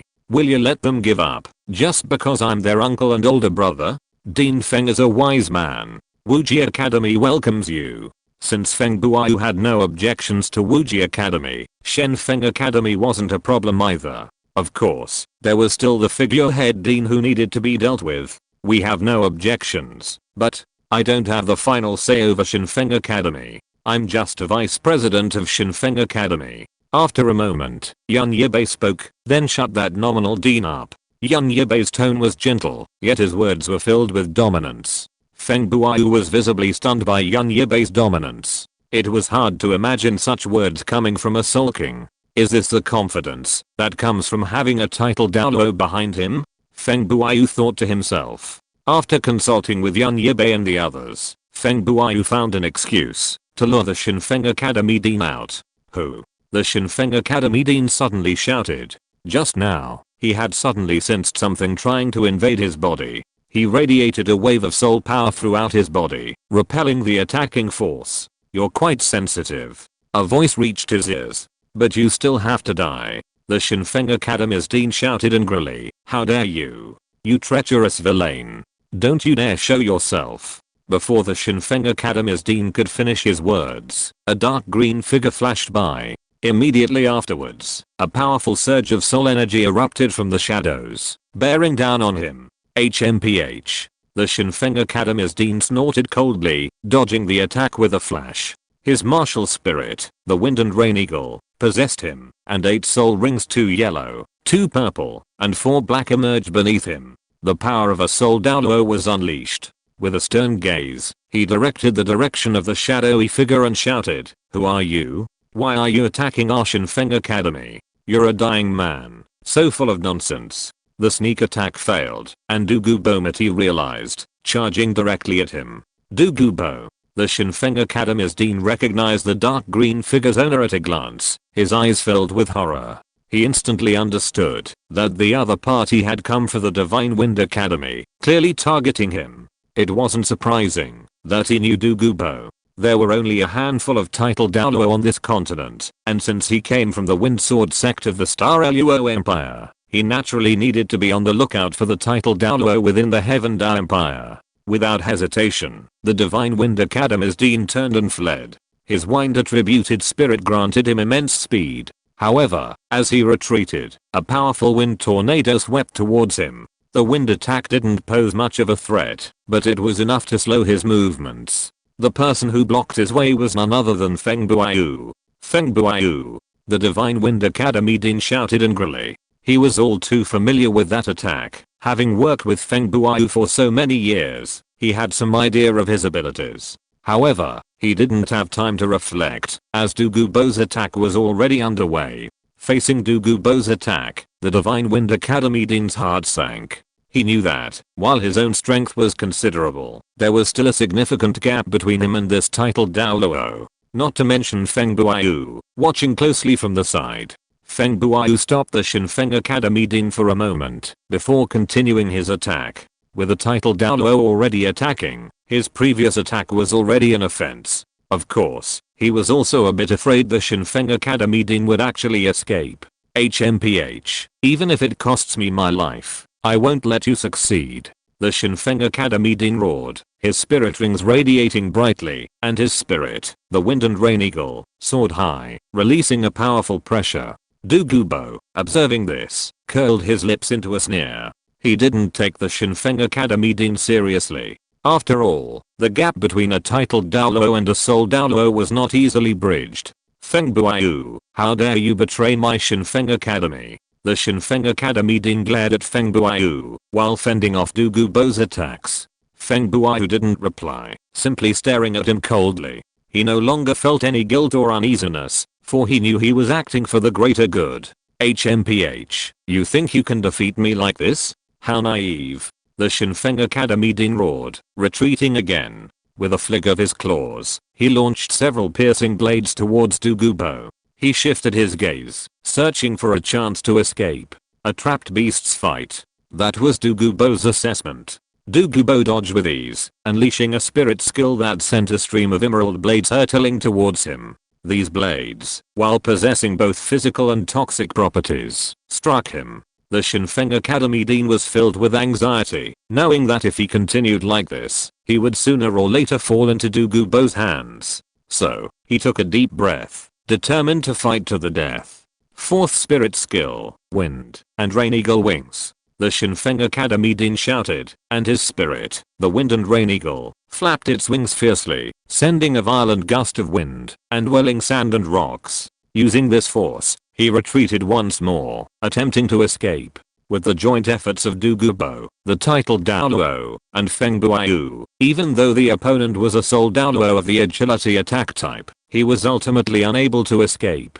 Chapter 165, Arrogant Blazing Fire. The matter of the Shinfeng Academy's Dean might not be concealed from the Fengjian sect for long, but it could be hidden from the Spirit Hall for quite some time. By then, Wuji Academy's influence would have greatly expanded. Shinfeng Academy hadn't put much thought into this, primarily due to Feng Xiaoshan's presence and the increasingly intensified conflict between Feng Buayu and the Shinfeng Academy Dean. Then I'll trouble you, Dean Feng, to work on the ideological work of the remaining Shinfeng Academy teachers. Young Yibai said to Feng Buayu. Who among us spirit masters engaged in education doesn't yearn for a larger platform to showcase our talents? Feng Buayu said with a smile. Although I haven't seen Wuji Academy in person, I've heard it's built on the mountainside, like a city surrounded by buildings. Each academy is like a city. And, young friend Yun, the academy has promised generous salaries to its teachers. I'm sure most teachers won't refuse. Feng Buayu knew that most of these teachers were graduates of Shinfeng Academy who had stayed on. They might have feelings for Shinfeng Academy, but the depth of those feelings depended on whether they were in a position to benefit. Young Yibei's offer was good. The larger Wuji Academy grew, the more staff it needed. Then I'll trouble you, Dean Feng. Hahaha, my friend, you, the Dean of Wuji Academy, please don't call me Dean from now on. I'll be working for your academy from now on. Are you planning to go to Blazing Fire Academy? Feng Buayu asked. Yes. Blazing Fire Academy was not far from Shinfeng Academy. Well, I have some friendship with old man Huo from Blazing Fire Academy, but the situation there is similar to Shinfeng Academy. I'll let you go. Thank you very much. After Yun Yibai and the others left, Feng Buayu sighed. It's different with a title Douluo around. Indeed, with a title Douluo around, the Dean of Shinfeng Academy, whom he had previously been afraid to provoke, was easily taken down. Moreover, he now had the support of a powerful figure, no longer fearing being liquidated by the Fengjian sect. Feng Buayu then shook his head and chuckled, then returned to his work. The Blazing Academy trip was a bit more complicated than the Shinfeng Academy trip. Because of Feng Xiaoshan, Some of Shinfeng Academy's senior leaders had little grudge against Wuji Academy. However, the situation was different for Blazing Academy. Blazing Academy wasn't impressed by Wuji Academy. If it weren't for Feng Xiaoshan's father acting as a go-between, they might not have been able to maintain a low profile while meeting with the Blazing Academy's leadership. The senior leader was also Blazing Academy's vice president, Huo Wu, and Huo Washang's grandfather, Huo Feng, a level 79 strong attack type battle soul sage, whose martial spirit was the unicorn fire dragon. Huo Wu and Huo Washang's father, Huo Wan, was a level 72 soul sage. Like Shinfeng Academy, the true leaders at Blazing Academy came from the Fire Leopard sect. As one of the most powerful factions on Douluo continent, the lower 4 sects, while lacking the titled Douluo powerhouses of the upper 3 sects, boasted a significant number of soul Douluos. With Feng Buxing acting as a facilitator, Yan Yibai and his companions finally met Huo Wu, Huo Washang, and their father and grandfather. Given the precedent of Shinfeng Academy's willingness to merge, the two Chihuo Academy leaders didn't seem overly surprised. Instead, they examined Yan Yibai and his group with a solemn expression. I heard that Wuji Academy, though newly established, has already begun to take shape. With a titled Douluo master leading the charge, and talents like you, the future of Wuji Academy is limitless. Huo Feng spoke slowly, a subtle hint of authority in his voice. Yan Yibai smiled modestly and said, Senior Huo, you're too kind. Wuji Academy is still in its infancy and needs your support and guidance. HMPH, support, guidance? Huo once snorted, his eyes sharp. Chihuo Academy has a long history and rich heritage. How could we easily become dependent on others? Chihuo Academy didn't have the same complexities as Shinfeng Academy, so naturally, they didn't want to cause any trouble. Yan Yibai wasn't surprised by Huo Wan's attitude. After all, Chihuo Academy, like Shinfeng Academy, had its own pride and stance. If it weren't for Feng Xiaoshan and the threat posed by the Wind Sword sect, Yan Yibai and the others would have had to give Shinfeng Academy a lot of persuasion and effort. Of course, the benefits of Spirit Bones certainly played a significant role. Facing Huo Wan's furious aura, Yan Yibai said lightly, Senior Huo is absolutely right. Wuji Academy has no intention of forcing any academy to join. We simply hope to work together to build a more prosperous Spirit Master world. In that case, what if I say I don't want to? Who can't say something righteous? Huo Feng bluntly challenged the topic. If you didn't have a title Douluo behind Wuji Academy, do you think you could talk to me like this? Huo Feng's gaze was terrifying. No matter how talented you are, you're nothing more than a mere spirit king. Huo Wu and Huo Washang, listening to the relentless, pointed words from their grandfather Huo Wan and their father Huo Feng, felt a wave of helplessness, even with their resilient hearts. They covered their faces with their hands, smiling bitterly. They were already accustomed to this kind of reckless disregard for life and death. But this time was different. Huo Wu and Huo Washang knew their family's tempers well. Once rage flared, no matter the opponent's status or background, they would lash out with fury, completely disregarding their opponent's dignity or life. Only when facing a spirit master stronger than themselves would they restrain themselves slightly. Feng Buxing, standing nearby, frowned, repeatedly wanting to speak but stopping himself, trying to interrupt Huo Feng's rapid-fire rhetoric. However, Huo Feng's rapid speech, like a torrential downpour, made it impossible to get a word in. He could only silently worry for the father and son, silently praying they didn't truly provoke someone they shouldn't. Feng Buxing knew it all too well. If others didn't, how could he? It might seem that only Yan Yibai was present at Wuji Academy, but in reality, Douluo and the others were following them in the shadows. His eldest brother had told him this himself. Feng Buxing wondered if poisoned Douluo might even be nearby right now. These sharp, piercing, and merciless words had probably reached him word for word. Feng Buxing, and you too. I treat you like a good brother, and this is how you repay me. Bringing people to destroy my Blazing Academy. Before Feng Buxing could even explain, Huo Wan and Huo Feng left. Huo Wu and Huo Washang, the siblings, stood up, apologized to Feng Buxing and Yan Yibai, and then chased after them. The meeting ended on such an unpleasant note. Chapter 166 Physical Persuasion. As Huo1 and Huo Feng departed, they never once considered why Feng Buxing from Shinfeng Academy had brought Yan Yibai and the others to Chihuo Academy. They didn't even consider that if Shinfeng Academy hadn't agreed, Feng Buxing wouldn't have come with Yan Yibai and the others to Chihuo Academy. Have they always been this brave? Yan Yibai asked softly. You should know that fire attributed spirit masters are generally quite straightforward. Feng Buxing said helplessly. Feng Buxing thought to himself, people with such temperaments can be easily convinced with a beating. You're saying that the students of Wuji Academy are unqualified? Huo1 from Chihuo Academy was walking in a dense forest near the academy after get off work that evening when a deep voice suddenly rang out.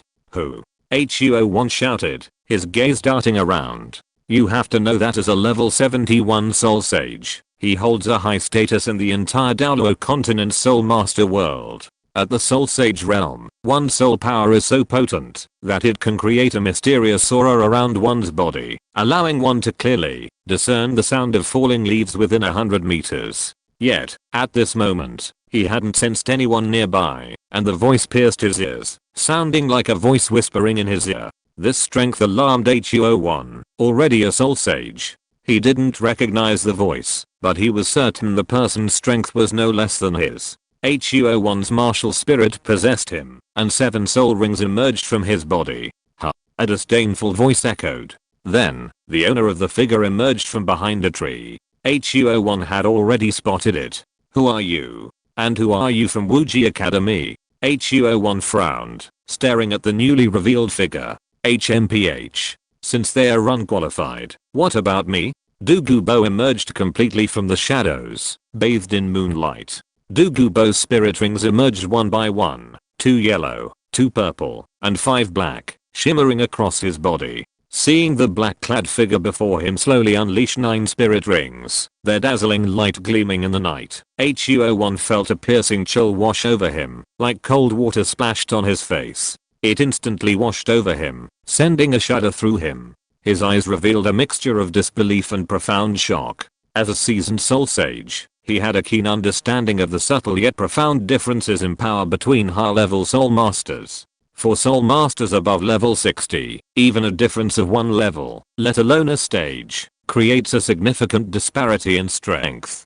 Title Douluo. Huo1's voice trembled. After uttering those 4 words, his entire body seemed to lose all strength. He still had some sense, remembering the other person's mention of Wuji Academy, and also recalling that Wuji Academy currently only had 1 title Douluo. You are His Majesty Douluo. It seems you have some knowledge. Since you look down on those juniors, then can I please you? Your Majesty, you are too polite. Huo1 said respectfully. HMPH. Very good, since I'm pleasing to you, let's have a good sparring match. Senior. Stop the nonsense.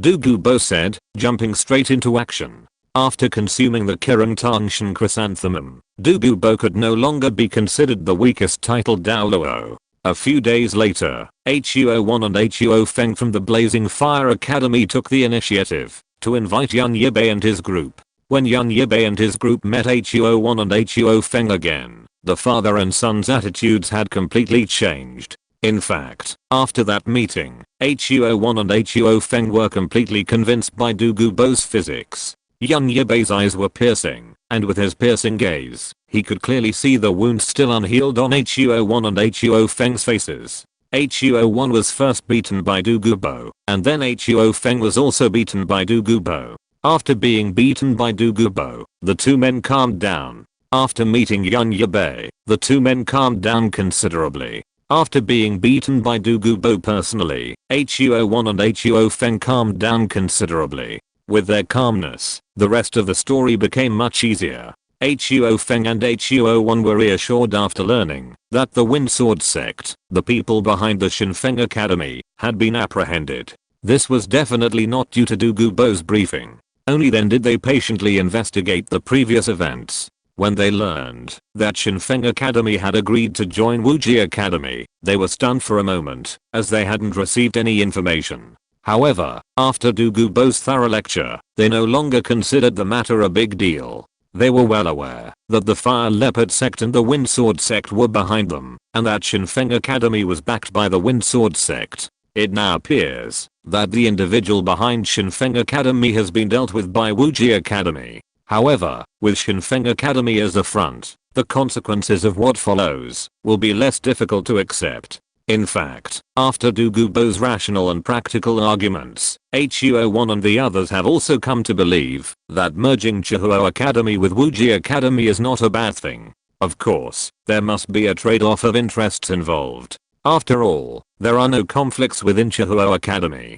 After reaching a consensus with HUO Feng and HUO1, Chihuo Academy has decided not to move the Chihuo Academy's dean for the time being. The Chihuo Academy's dean from the Fire Leopard sect is now temporarily safe. Yan Yibai and his team returned after their work at Shinfeng and Chihuo Academy, respectively. As for Leiting Academy and Qianshu Academy, Yan Yibai plans to deal with them later, after returning to the Blow Lightning Tyrannosaurus clan. As long as they can reach an agreement with the Blow Lightning Tyrannosaurus clan, then Qianshu Academy will no longer be a major problem after they have dealt with Leiting Academy. In the 4 months since returning, Yan Yibai successfully broke through to the 60th level of Soul Emperor within the Yin Yang Eye of Ice and Fire in the Sunset Forest. It had been over a year since the Continental Advanced Soul Master Academy Elite competition. Yan Yibai, 19 years old, had already reached level 60. Oscar had already reached level 52 months before Yan Yibai.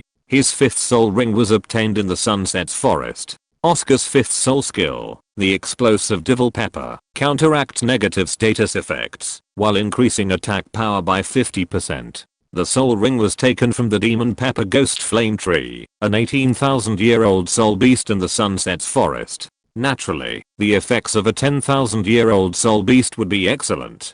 Chapter 167 Star Hunting Soul. You've broken through quite quickly. A Soul Emperor at 19. Douluo and Yan Yibai were currently speeding through the Stardao Great Forest. After Yan Yibai's soul power reached level 60, he didn't seek Yang Wudi's assistance in obtaining a spirit ring in the Stardao Great Forest. If it were only his 6th spirit ring, 2 titled Douluo warriors wouldn't be needed. How many tens of thousands of years old are you targeting this time? Yan Yibai's 5th spirit ring was formed from a 40,000-year-old thundering hellvine.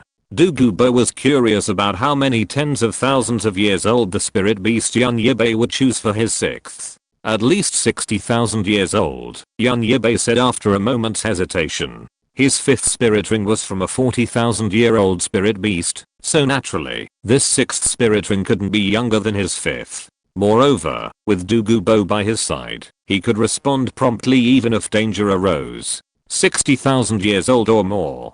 Douluo raised his brows at the question. Soul beasts over 50,000 years old, while not particularly rare in the Stardao Great Forest, certainly don't make up the majority either. These beasts are mostly found in the forest's inner reaches. Furthermore, soul beasts over 50,000 years old possess a high level of intelligence. Some that have awakened their spiritual consciousness are even comparable to humans. Hunting such soul beasts is no easy task. Do you have a target soul beast in mind? Douluo asked, looking at Yan Yibai. Not yet. Yan Yibai shook his head. He had come to the Stardao Great Forest primarily to search for a suitable soul beast, so naturally, he couldn't have a specific target. Then let's go deeper into the Stardao Great Forest and explore as we go, Douluo said. He understood that Yan Yibai needed a suitable soul beast right now. Finding the right soul beast wasn't something that could be rushed. Okay. Yan Yibai nodded, and the two continued deeper into the Stardao Great Forest. As they went deeper, the number of soul beasts around them dwindled, but their strength grew. Yan Yibai suddenly paused, his gaze gazing into the distance. What's going on? Douluo asked hurriedly upon seeing Yan Yibai suddenly stop. There's the sound of fighting over there, Yan Yibai said, pointing to the distance. Hearing Yan Yibai's words, Douluo listened intently, and sure enough, there was the faint sound of fighting in the distance. Let's go and take a look, Douluo said, and with a flash of his body, he rushed towards the direction of the fighting. Yan Yibai hurriedly followed. Soon, the two arrived at the source of the fighting, and saw two figures engaged in a fierce battle with a soul beast. It was a massive soul beast, resembling a tiger, but covered in thick scales, and exuding an icy aura. Golden shattering tiger. Douluo's eyes flashed with surprise upon seeing this soul beast. The golden shattering tiger was an extremely powerful soul beast, possessing terrifying strength and speed, and its claws were also laced with a deadly poison, making it extremely formidable. Meanwhile, the two men engaged in a fierce battle with the shattering golden tiger also appeared somewhat bedraggled. They were a man and a woman, both young, seemingly in their 20s. Young Yibai didn't recognize them. However, judging by their attire, they looked more like those from the Star Luo Empire. This shattering golden tiger looks like a soul beast around 10,000 years old. They must be here to hunt soul beasts. And judging by their appearances, they seem to be struggling. Young Yibai first carefully observed the soul beast, before considering the identities of the two men. Let's go. As for whether he needed help, Douluo had no intention of doing so. After all, he had lived for so many years, and could tell at a glance, that the enemy was undoubtedly guarding them. But just as young Yibai was about to follow Douluo stopped. You're hiding. Come out. Douluo stared coldly in one direction. As his words fell, the air around them seemed to freeze, and an invisible pressure spread. Young Yibai followed Douluo's gaze, but he didn't notice anything unusual. This was likely due to his current lack of strength. HMPH. Seeing that the other party still showed no sign of revealing himself despite his warning, Douluo snorted coldly before mercilessly pouring his soul power forward. Under the overwhelming pressure of Douluo's soul power, the air around him seemed compressed, nearly frozen, and a heavy oppressive atmosphere permeated the air. Young Yibai could clearly feel the pressure of this soul power. Though he tried to remain calm, he couldn't help but secretly marvel at Douluo's immense strength. Just then, a figure suddenly emerged from hiding, slightly disheveled, clearly overcome by the pressure of Douluo's soul power. It was a figure clad in a black robe, its face indistinct, but its eyes filled with fear. The black-robed man was secretly surprised and apprehensive. He hadn't expected that, even after hiding so well, he had been discovered by this seemingly ordinary old man. He knew full well that anyone who could force him to reveal himself through soul power alone was no ordinary being. Douluo's strength had skyrocketed after consuming the Kirang Tangshan chrysanthemum. Furthermore, his titled Douluo status had long since enabled him to suppress his soul power. Unless someone possessed far greater soul power, he simply wished to be discovered. Who are you? Why are you lurking in the shadows?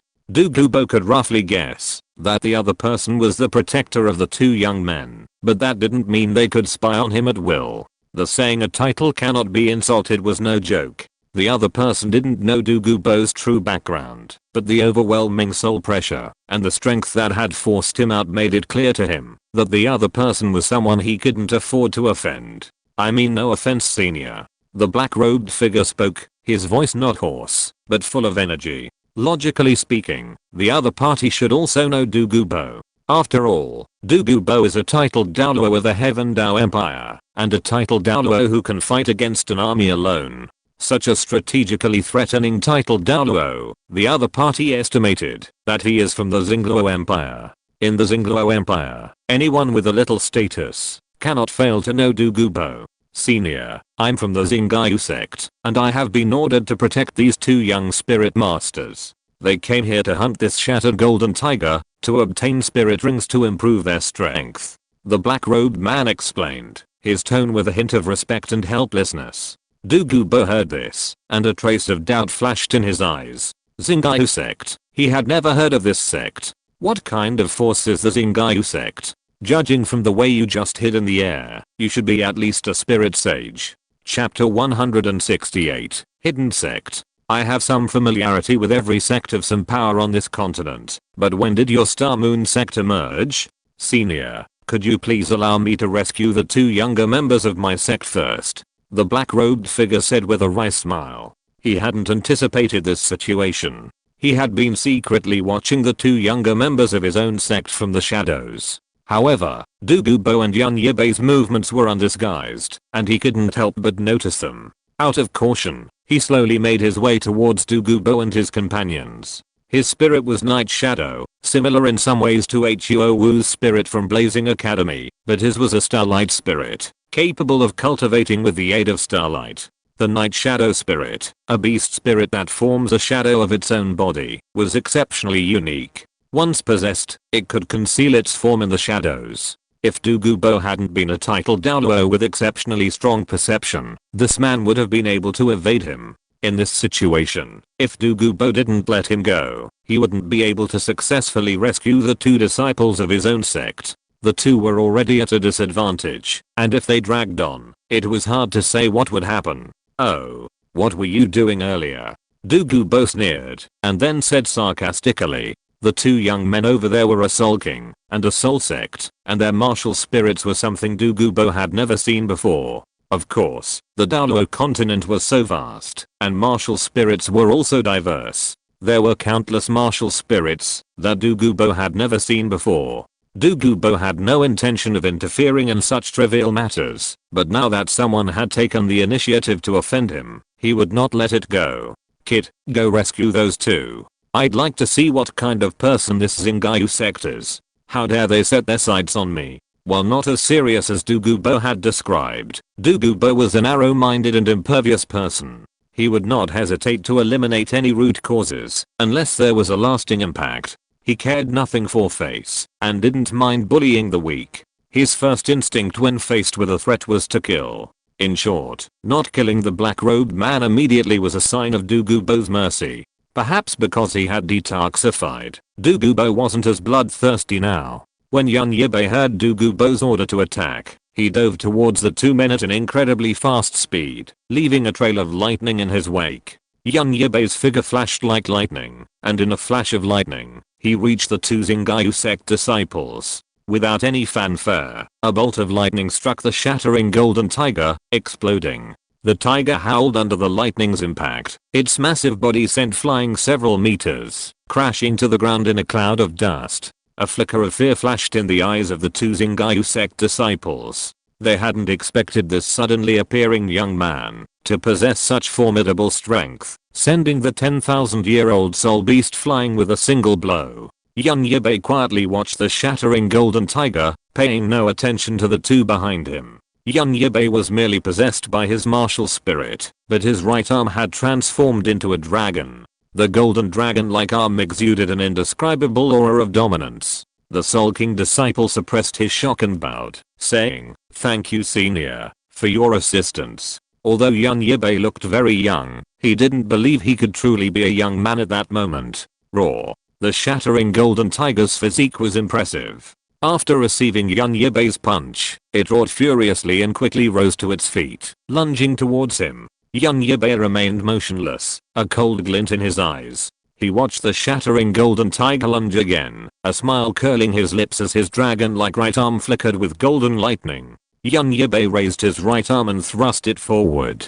The golden lightning transformed into a massive beam, instantly striking the shattering golden tiger. The shattering golden tiger howled, its massive body being blasted back once again. This time, it didn't quickly rise, but instead slammed heavily to the ground. The scars on its body were clearly visible in the dust, clearly indicating that the damage was more severe this time. The two Xingyu sect disciples watched with shock and awe. They knew full well that this suddenly appearing young warrior was far more powerful than they could have imagined. Yibai could certainly continue his attack and kill the shattering golden tiger, but what would be the point? Although the shattering golden tiger was a 10,000-year-old soul beast and possessed some intelligence, it was still a beast. Unless faced with a complete and mortal threat, it would only think of revenge. Sure enough, the shattering golden tiger attacked again, but each time Yibai sent it flying with even greater force, sending lightning piercing through the bones. He didn't know how others felt, but Yibai felt incredibly cool, showing off in front of others. Didn't he see that the two Star Moon sect members behind him were already staring at the stars? The black-robed man also watched the unfolding events with a complex expression. As for Douluo, he was naturally pleased. His grandson-in-law was so outstanding, it was truly an honor for him.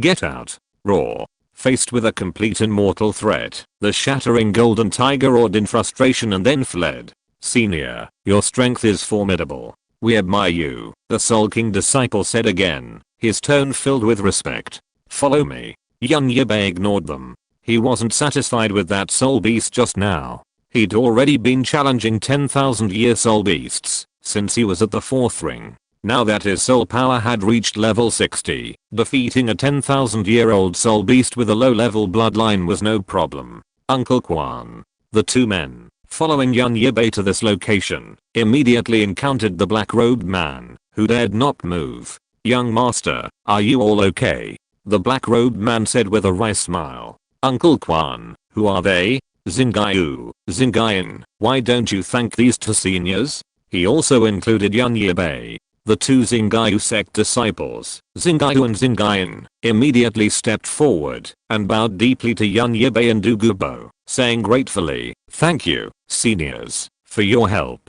Our Zingayu sect is deeply grateful. So, what exactly is your Zingayu sect? Douluo asked them, looking down at them. Uncle Quan. The two men looked at the black-robed man, somewhat bewildered.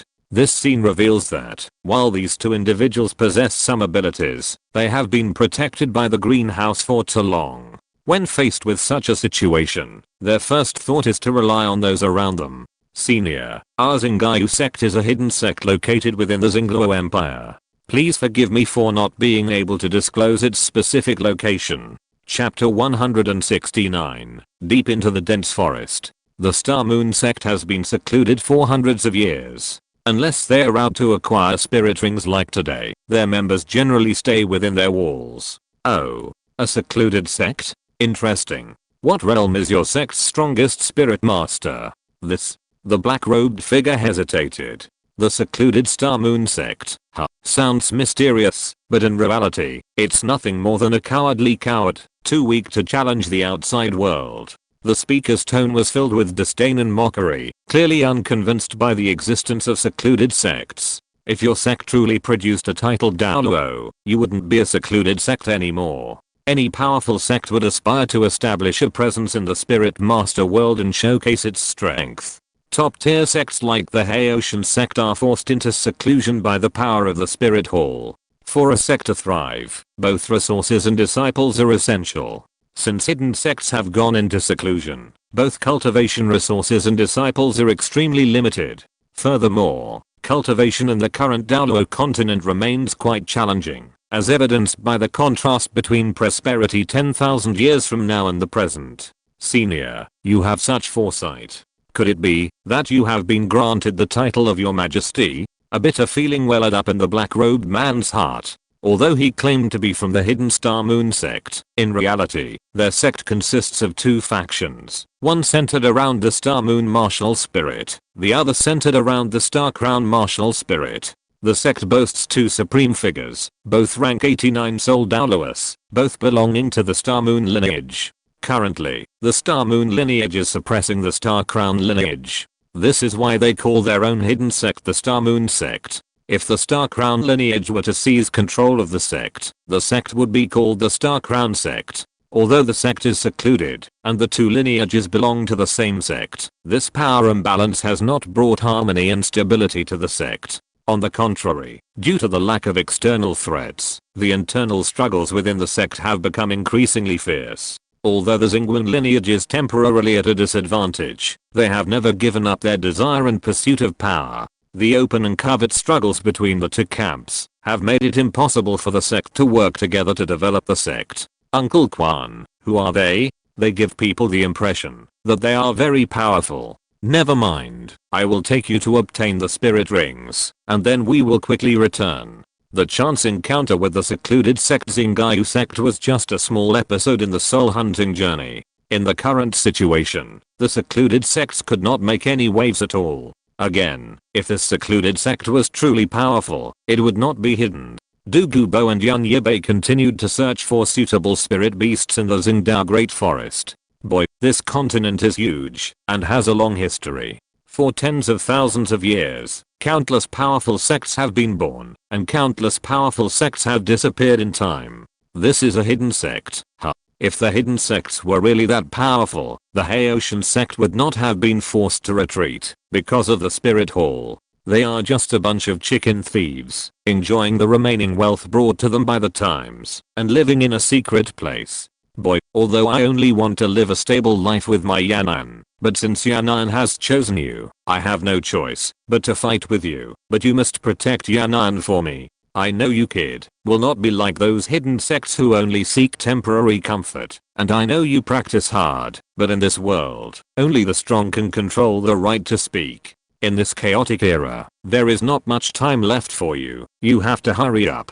Douluo rarely took the initiative to speak to Yibai, and Yibai listened patiently. As he listened, Yibai wondered if he should try for spirit rings of higher age. As the saying goes, a gamble can turn a bicycle into a motorcycle. Yibai had already made significant progress in improving his spiritual power. Through testing, he discovered that his spiritual power was now comparable to that of a high-level soul sage, thanks to precious resources like the 100,000-year-old blue silver emperor spirit bone, the 40,000-year-old developable external spirit bone, the mysterious head spirit bone fragment, and the immortal grade waiting autumn water dew. Yibai also mentioned the improvements to his physical body from the 8-angled mysterious ice grass and the fiery apricot vegetable gum. These two precious herbs are extremely rare in the Spirit Master world, possessing distinct properties, icy and scorching, respectively, greatly enhancing a Spirit Master's physical strength and resilience.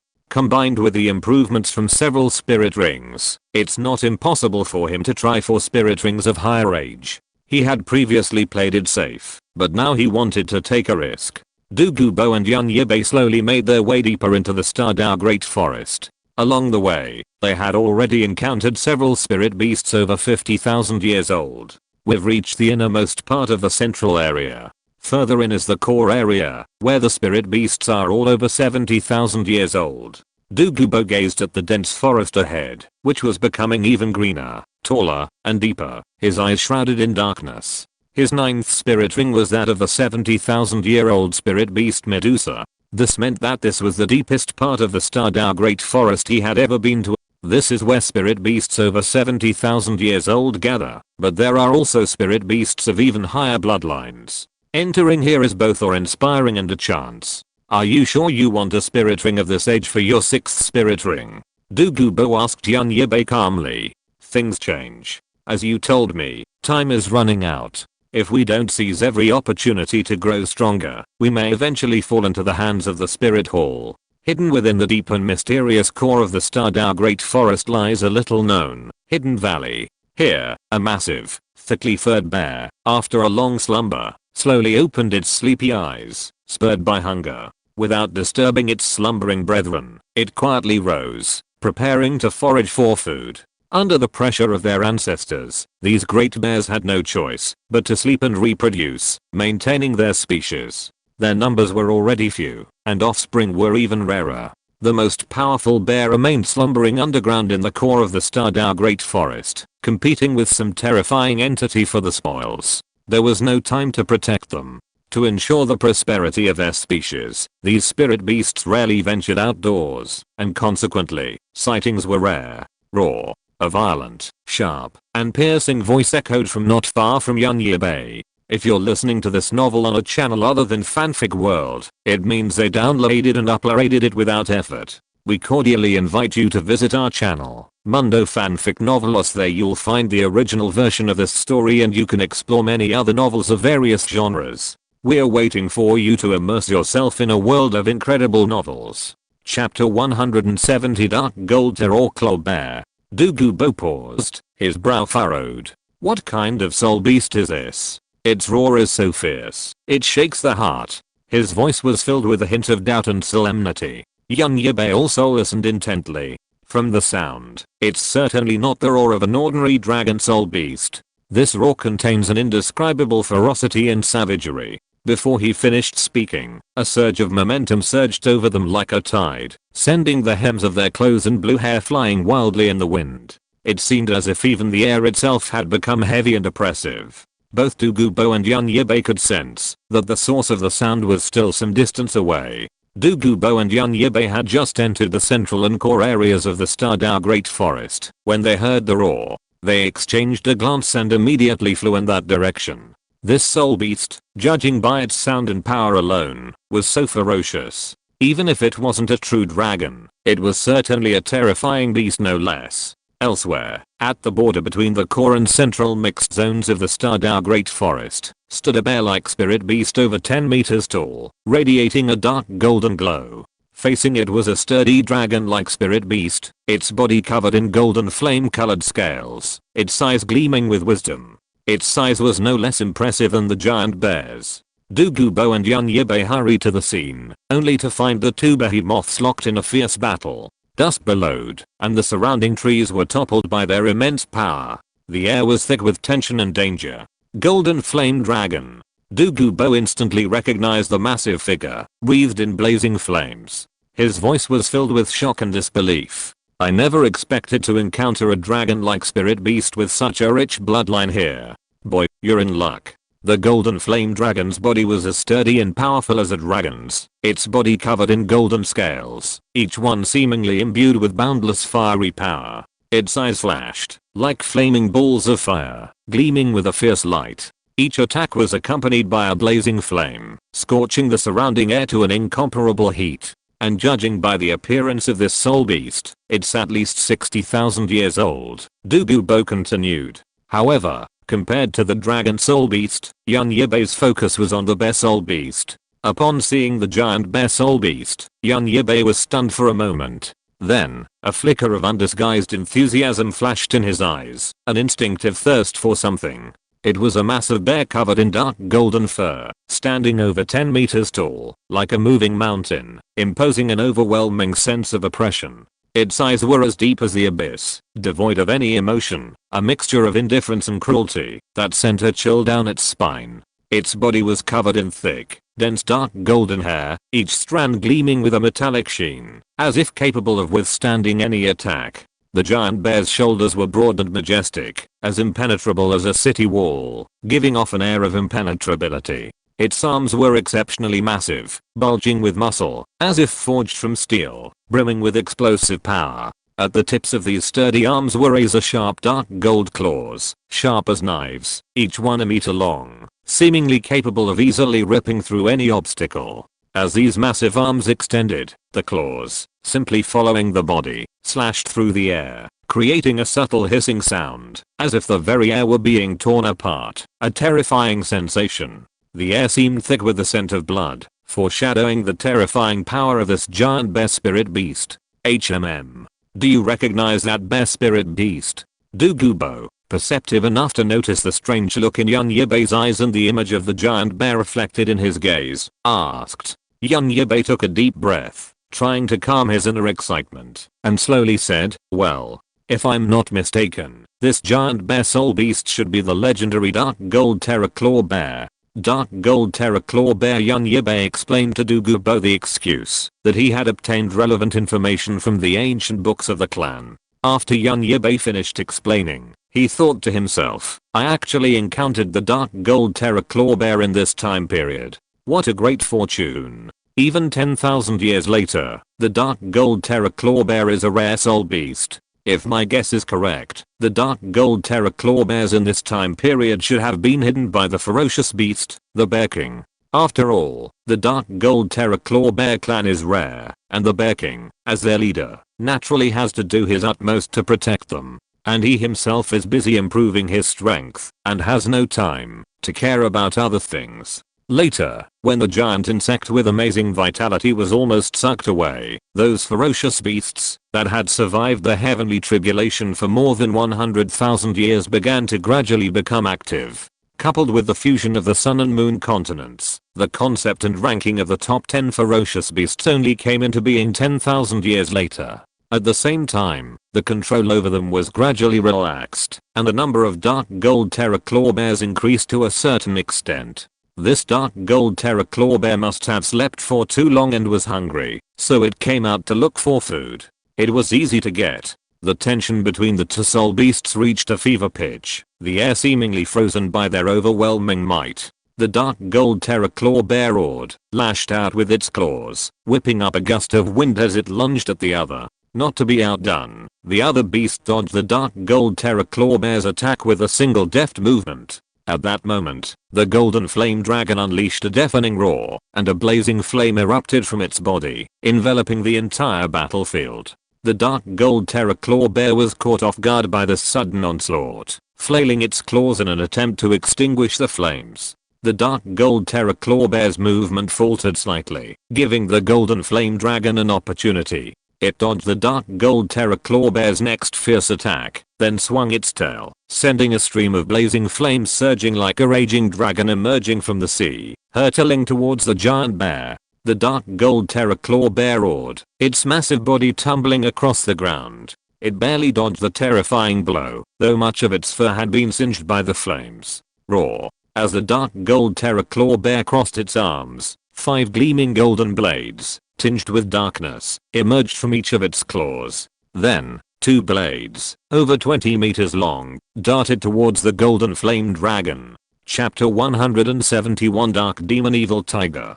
Dark Gold Terror Claw. The Dark Gold Terror Claw bear's ultimate weapon. The dark gold claw blades, wielding terrifying force, ripped through the very air. What a terrifying blow. Douluo couldn't help but feel a pang of fear as he watched the dark gold-haired dark gold terror claw bear wield its terrifying, air-shattering claw blades. Honestly, he felt he couldn't withstand such an attack. As the dark gold terror claw bear's attack descended, the golden flame dragon naturally sensed the terrifying impact of the claw blades. Even as a shrewd creature, it knew it couldn't withstand it. Compared to the simple-minded dark gold terror claw bear, it possessed the cunning of the dragon race. However, even if it tried to flee, the dark gold terror claw bear's attack was already upon it, its sharp claws carving dark gold cracks in the air as it approached it. Despite its exceptional wit, the golden flame dragon seemed powerless in the face of such sheer power. It couldn't escape. Its once shimmering scales were ripped open by the dark gold terror claw bear's fierce assault, leaving several horrifying cracks. Red blood gushed out, staining the surrounding air crimson. Hiss. The golden flame dragon roared in agony, its voice filled with resentment and anger. It struggled mightily to break free from the dark gold terror claw bear's grasp, but the claws, like shackles, held it tightly. Douluo and Yibai witnessed this scene, each in awe. They hadn't imagined the dark gold terror claw bear's power was so terrifying that even a dragon-like spirit beast like the golden flame dragon could hardly withstand its might. Is this the terrifying soul beast this kid was talking about, bearing the bloodline of the ancient behemoth? Such attack power is beyond the reach of ordinary 10,000-year soul beasts. Even soul beasts with extremely rich dragon bloodlines like the golden flame dragon couldn't withstand its attacks. The power of this dark gold terror claw bear is truly terrifying. If Douluo hadn't personally witnessed a 100,000-year soul beast in action, he might have had a better reference for assessing the dark gold terror claw bear's strength. Even so, he could clearly sense the terrifying and extraordinary nature of this soul beast. The key is such a soul beast. He actually knows a thing or two about it. Douluo's gaze inevitably shifted to young Yibai. Douluo couldn't help but marvel at the profound heritage of this great sect. After a brief moment of inward sighing, Douluo stopped focusing on the battle between the two soul beasts and asked, "So your target is the dark gold terror claw bear? Can you estimate the age of this dark gold terror claw bear?" Young Yibai pondered for a moment and said, "This dark gold terror claw bear should be around 50,000 years old." Only 50,000 years. Douluo was slightly taken aback. He didn't know much about this dark gold terror claw bear, but he did know about the golden flame dragon. This golden flame dragon, with its dual attributes of light and fire, was already 70,000 years old. In terms of power, it was even stronger than Medusa, the one he had obtained his 9th soul ring from. Yet, even this 50,000-year-old dark gold terror claw bear soul beast subtly suppressed the 70,000-year-old golden flame dragon. Furthermore, the dark gold terror claw bear's aura was surprisingly more powerful than even a titled Douluo like him. Ha ha ha. Interesting. Luckily, we are lucky. Two soul beasts of similar strength are battling here. Once they're both injured, our chance will come. Douluo calmly continued to watch the two soul beasts. Douluo and his companions were at a distance, so they wouldn't be spotted by the soul beasts. Their only concern was avoiding the aftermath of the battle between the dark gold terror claw bear and the golden flame dragon. just as Douluo and Yibai sat in the inner mixed zone near the core area, watching the two beasts fight. A pitch black tiger appeared not far from them. This enormous tiger, over 8 meters long, was completely black. The king character on its forehead was also black, but unlike its fur, it was a dark, misty black. The most peculiar thing about it was its tail. Compared to a typical tiger soul beast, its tail was much longer and erect, composed of countless joints, surmounted by a massive barb that shone with a sinister, dim light. Its eyes revealed a remarkably human expression, a fleeting glint of cunning. A hint of fear flickered as it gazed toward the depths of the Stardow Great Forest. Then, in a flash, it vanished from its original position. This soul beast was none other than the dark demonic evil god tiger, previously driven out by the 100,000-year-old Titan giant ape and the 100,000-year-old azure bull python from the core area of the Stardow Great Forest. The fact that both 100,000-year-old soul beasts were unable to kill it, instead driving it away, demonstrates the dark demonic evil god tiger's immense power. While it was indeed driven out by the combined efforts of the two beast kings, this did not mean it would not return to the Stardow Great Forest. The dark demonic evil god tiger feared being driven out by the Titan giant ape and the azure bull python from the core area, and therefore would not easily venture into the core area of the Stardow Great Forest. However, the Stardow Great Forest possessed abundant resources, housing a vast variety of soul beasts. For the dark demonic evil god tiger to continue its growth, it would require these sustenances to enhance its cultivation. Therefore, it would frequently return to the Stardow Great Forest to hunt, but until it was strong enough to defeat the Titan giant ape and the azure bull python, it would not venture into the core area. At this moment, it sensed two extremely palatable auras not far from it. The aura emanating from their bloodlines intoxicated it. Both dragon bloodline and behemoth bloodline were excellent tonics for it. On Yibai's other side, 3 figures were moving in their direction, clearly drawn by the battle between the two top-tier spirit beasts. One figure exuded a sacred aura, while the other 2 flanked her. Between the dark gold terraclaw bear and the golden flame dragon, the balance of victory gradually tilted towards the dark gold terraclaw bear. The dark gold terraclaw bear's attack and defense surpassed the golden flame dragon's. The golden flame dragon's attacks had no effect on the dark gold terraclaw bear, while the golden flame dragon, on the other hand, was more seriously injured. At this moment, the golden flame dragon was considering evacuating. This territory had originally belonged to the golden flame dragon, but a dark gold terraclaw bear, awakened and in search of food, had intruded. High-level spirit beasts are extremely proud, and the golden flame dragon naturally could not tolerate such a blatant invasion of their territory. It had originally thought that its own strength would be enough to deter this sudden intruder. However, contrary to its expectations, the dark gold terraclaw bear's strength exceeded its expectations. Chapter 172, Holy and Evil. Roar. A sudden, sharp roar echoed. Yibai, Douluo, the enraged dark gold terraclaw bear, and the enraged golden flame dragon were all struck by the roar. Then, a pitch black 8-meter-long tiger appeared in the midst of the battle between the two soul beasts. This tiger was none other than the dark demonic evil god tiger.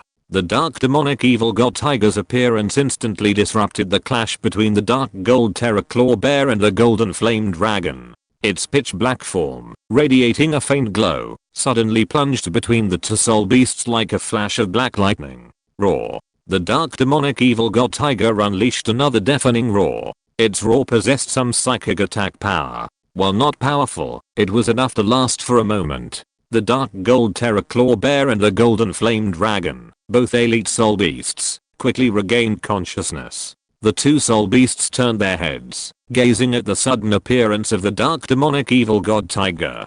They had not anticipated the intervention of a third party at this critical moment. But it was too late. The dark demonic evil god tiger possessed intelligence far superior to that of ordinary humans. As the dark gold terraclaw bear and the golden flame dragon clashed, it would not miss a chance to launch a surprise attack. The two beasts were ambushed by the dark demonic evil god tiger. Taking advantage of the momentary distraction of the two soul beasts, the dark demonic evil god tiger darted between them like a ghost, its attacks precise and deadly. Its sharp claws inflicted deep wounds on the dark gold terror claw bear's sturdy body, instantly staining it red with blood. Its shimmering scorpion tail, like a flash of lightning, lashed out at the golden flame dragon's scales, creating a crisp metallic clang that shook the dragon's body. Roar. The dark gold terror claw bear roared in anger. Even with its slow reaction, it sensed the threat posed by the dark demonic evil god tiger. Its eyes turned red as it launched a full force counterattack. Its massive body shook violently, unleashing a powerful burst of force. Brandishing its sharp claws, it engaged the dark demonic evil god tiger in a fierce clash. After the dark demonic evil god tiger's initial attack, it swung its claws, releasing powerful blades of light, towards the dark demonic evil god tiger. Not to be outdone, the golden flame dragon opened its massive maw, and launched streams of golden,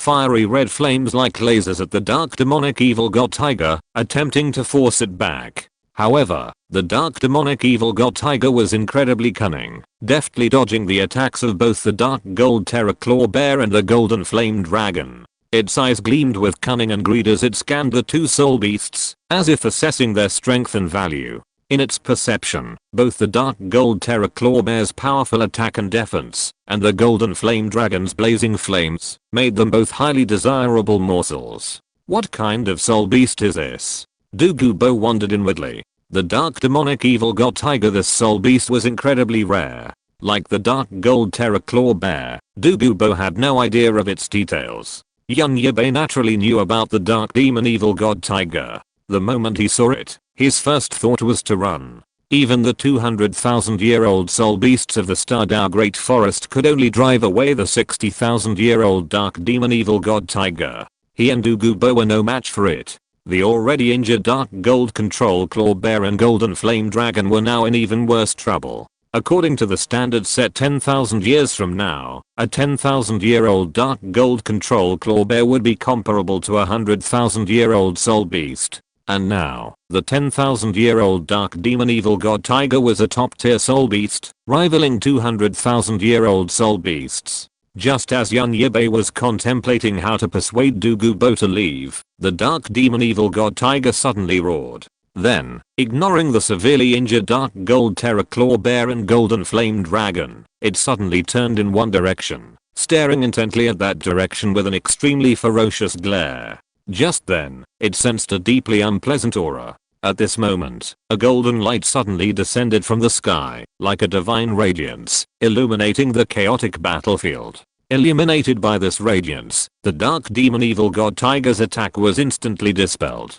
The person who arrived was none other than Kyan Rinksu, possessing the angel spirit. Flanking Kyan Rinksu were Thorny Porpoise Douluo and Snake Spear Douluo. As Kyan Rinksu emerged, the dark demon evil god tiger's evil eyes fixed intently on Kyan Rinksu, protected by the thorny porpoise and snake spear, eager to tear her apart. The nauseating scent repelled it, and it had no desire to see her alive in its presence. Sensing the sacred aura emanating from Kyan Rinksu's spirit, it remained undeterred. The inherited evil god bloodline within it only instilled an intense aversion towards Kyan Rinksu. Upon seeing the familiar golden flame dragon, Thorny Porpoise Douluo was intrigued. A spirit beast possessing both light and fire attributes, and boasting an age of 70,000 years, this was undoubtedly the perfect spirit ring for Kyan Rinksu. They had been in the Stardow Great Forest for almost a month, and they had finally found the right one. However, Kyan Rinksu had no time to pay attention to Thorny Porpoise Douluo's words.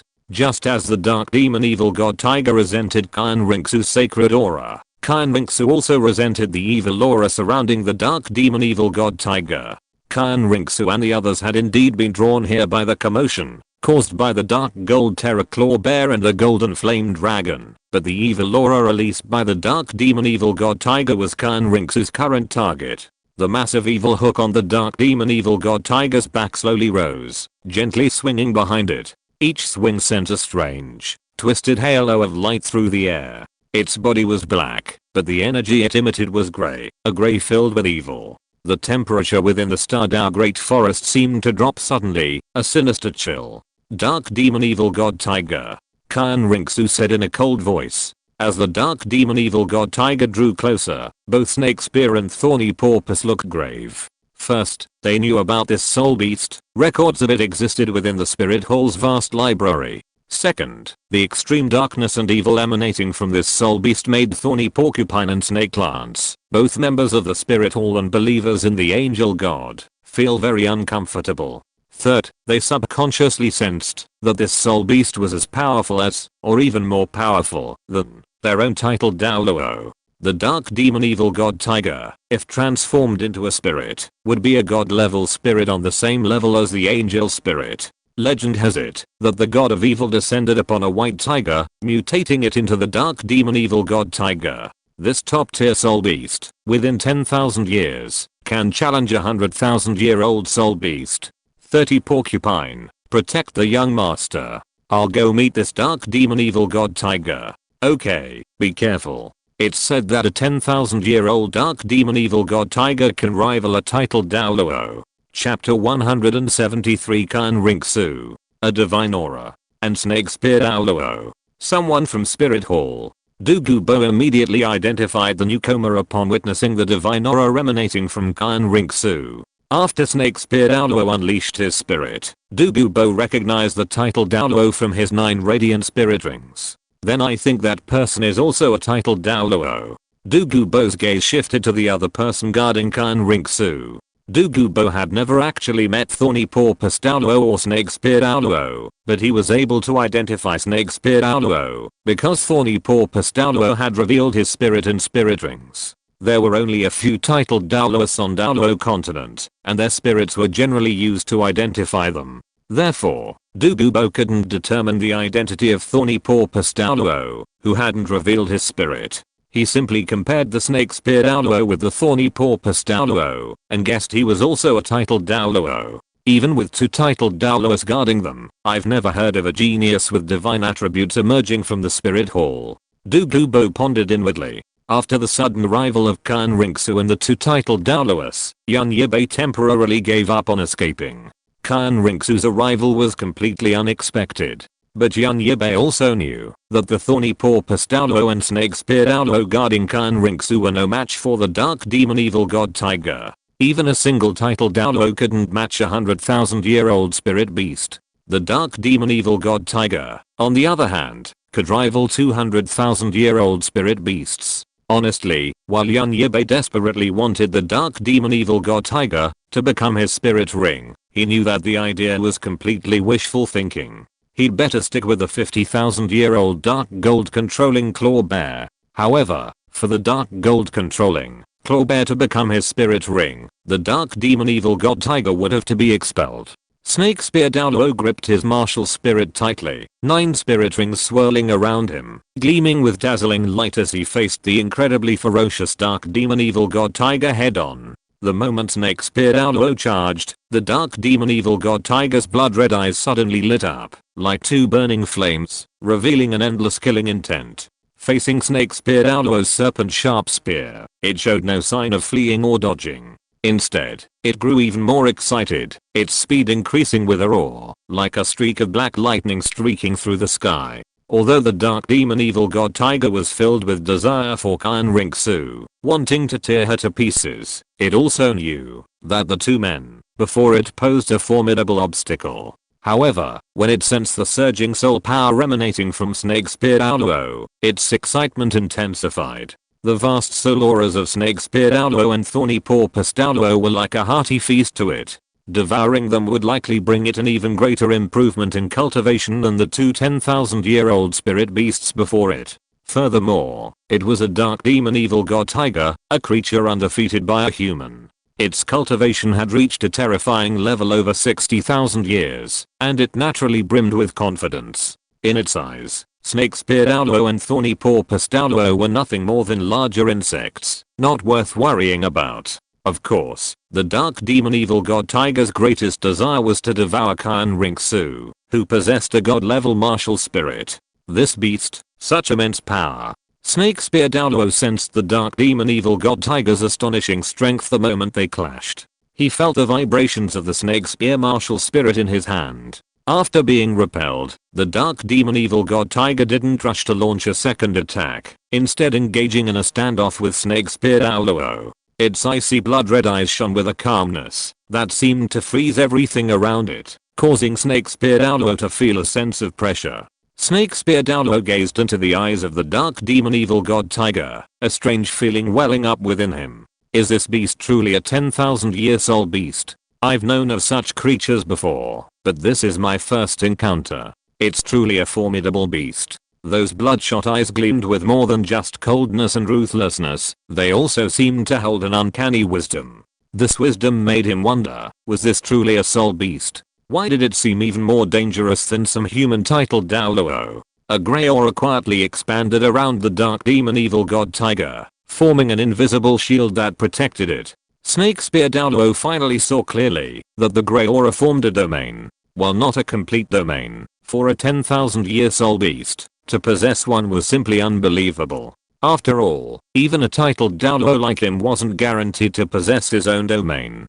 Such a vicious soul beast, and yet so powerful, if it were to fully grow, it would be a disaster for the entire continent. Snakespear Douluo stood in full alert, intently guarding the dark demon evil god tiger's every move. He knew full well that, if the soul beast found an opening, the consequences would be disastrous. However, the dark demon evil god tiger seemed in no hurry to attack. It regarded Snakespear Douluo with a playful expression, as if it were looking at an insignificant opponent. In its eyes, Snakespear Douluo's strength posed no threat at all. This confrontation seemed to have become a game for it, and Snakespear Douluo was merely a minor player in the game. The 200,000-year-old soul beasts of the Stardow Great Forest would have to unite to defeat it. It was clever, but this time it could see that the key was the human whose aura reeked of discomfort. If the other party dared to challenge it, it wouldn't mind consuming that sickening aura. It was determined to devour that disgusting substance, using it as nourishment for its growth. Roar. The dark demon evil god tiger roared deeply. The dark demon evil god tiger moved. Snakespear felt a gust of wind rushing towards him, the air around them surging violently. The wind was so fierce and sharp that the dark demon evil god tiger vanished from his sight in an instant. Wind attributed power. Snakespear Douluo was horrified. He had lost the dark demon evil god tiger's exact location. Although his spiritual power was also at the titled realm, he could no longer sense the dark demon evil god tiger. Prickly porpoise, protect the young master. Snakespear shouted hurriedly. His first reaction was that the dark demon evil god tiger had bypassed him to attack Kyan Rinxu, and he immediately turned around to defend Kyan Rinxu. Although they had followed Kyan Rinxu to kill her, her safety was more important than that. Angel Holy Light. The moment the dark demon evil god tiger vanished, Kyan Rinxu unleashed her own spirit, the angel spirit. After Snakespear Douluo had conducted preliminary tests with the dark demon evil god tiger, the battle between holiness and evil officially began. Chapter 174 A Timely Help. Kyan Rinxu's angel spirit radiated a dazzling light, like the rising sun, illuminating the surrounding darkness. That holy radiance not only dispelled the gloom brought by the dark demon evil god tiger, but also cloaked her in a golden armor, as if a god of war had descended, inviolable. 6 spirit rings, 2 yellow, 2 purple, and 2 black, emerged. Angel Realm.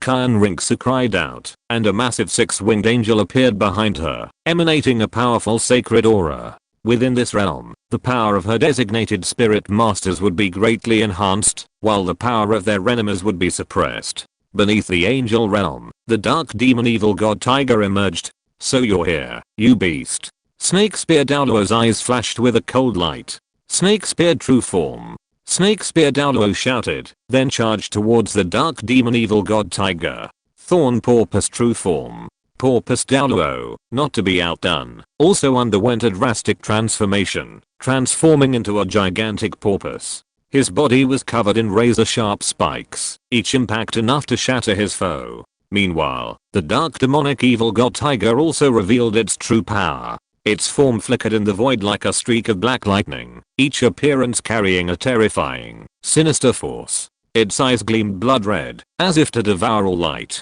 A layer of black mist instantly enveloped the dark demonic evil god tiger. Its domain fully unfolded, where evil and darkness reigned supreme, consuming all light. The two domains collided, creating a violent tremor. Light and darkness intertwined, holiness and evil clashed, and the entire Stardow Great Forest seemed to tremble at that moment. Angel Martial Spirit. And 6 wings. Douluo's composure was unsettled upon seeing Kyanrinxu's Angel Martial Spirit. Angel Martial Spirits aren't unique to the Douluo lineage on this continent. Angel Martial Spirits are the cornerstone of the Spirit Hall. Over the years of its establishment, the Spirit Hall has cultivated the Angel Martial Spirit bloodline in more than one lineage. It's just that angel spirits possessing 6 wings are indeed rare.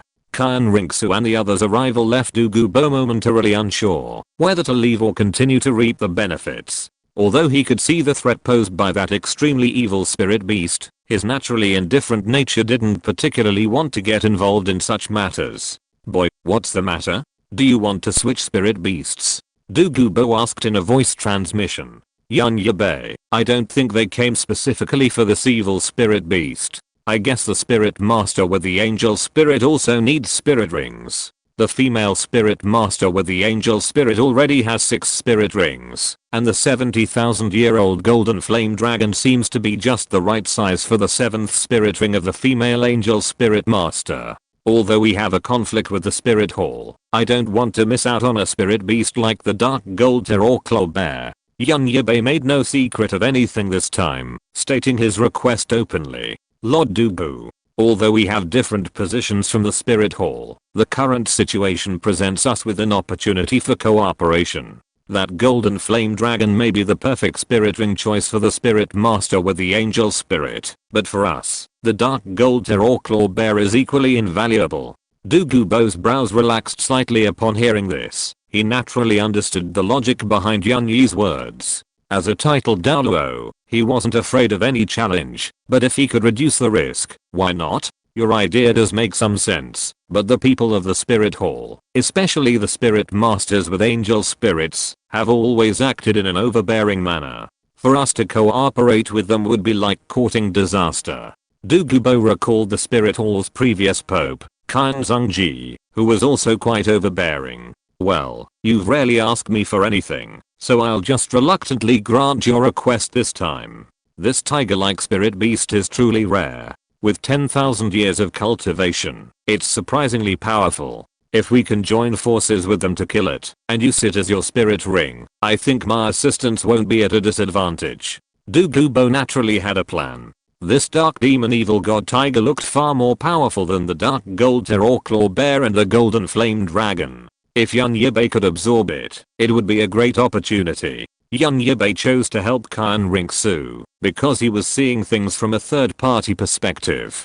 Douluo was unaware of Kyanrinxu's other identity, but Yibai knew it all too well. Kyanrinxu, the young master of the Spirit Hall's angelic lineage, was much more than that. She was an undercover agent lurking in the Heaven Dao Empire, using the identity of Zuking as a cover. This identity was unknown even to the Spirit Hall's top brass.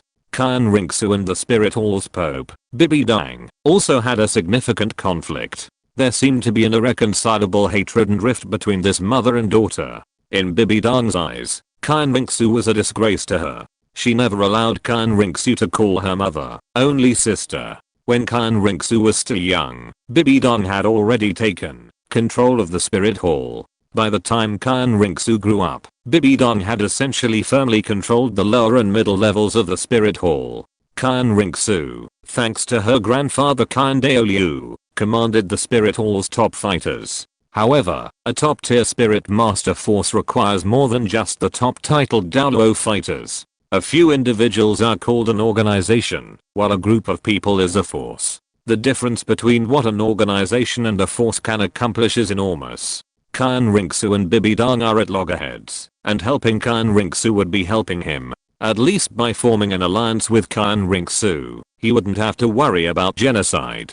Therefore, Kyanrinxu, the current strongest force capable of confronting Bibidang, must not be harmed. The dark demon evil god tiger's eyes flashed red, like 2 dazzling gems, revealing an endless killing intent. Its wings suddenly spread, each flap seeming to rip through space and unleash a violent storm. At this moment, it flapped its wings vigorously, and countless black lights surged out, transforming into dozens of sharp blades over a foot in size. Like a meteor shower in the night sky, they swiftly and mercilessly attacked Snakespear Douluo's spirit form. Those blades traced strange paths through the air, carrying destructive force, instantly shattering Snakespear Douluo's spirit form. The porcupine's poison posed no threat to the dark demon evil god tiger. It grew frustrated as it struggled to break through the porcupine's shield. Layers of grey light gathered into a sphere around its body. It was able to fuse its magic power with its evil energy, then instantly unleash terrifying power.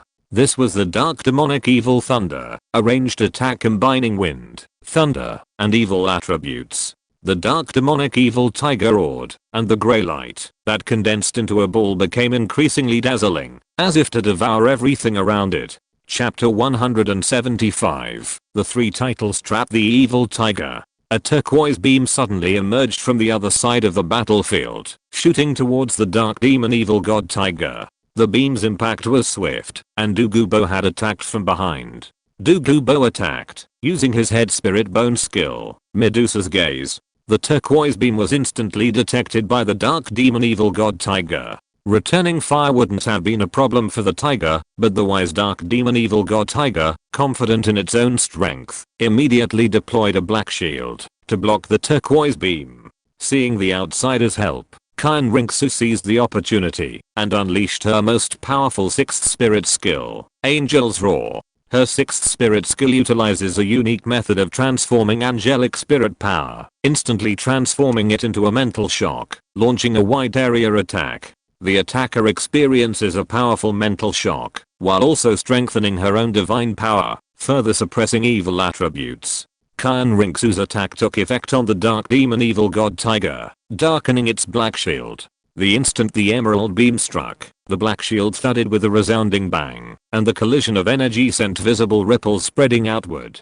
The dark demon evil god tiger shield weakened, allowing Douluo's emerald beam to strike directly at it. While Douluo's attack didn't cause much damage, the sudden attack briefly slowed the previously swift and agile dark demon evil god tiger. Great opportunity. Serpent Spear Douluo and Thorny Porpoise Douluo, true to their illustrious combat experience, immediately seized the opportunity. 8th soul skill. 6th soul skill. The dark demon evil god tiger's eyes flashed with anger at the sudden double attack, but he acted without hesitation. 8th soul skill. Thousand Spear Shadows. Snakespear Douluo shouted, swung his spear fiercely, and instantly, countless spear shadows intertwined in the air, forming an impenetrable net, overwhelming the dark demon evil god tiger. Each spear shadow contained terrifying, penetrating and destructive power. Meanwhile, Porpoise Douluo, not to be outdone, shouted, 6th soul skill, Porpoise Spikes. Porpoise Douluo's body suddenly grew in size, his skin instantly becoming as hard as iron.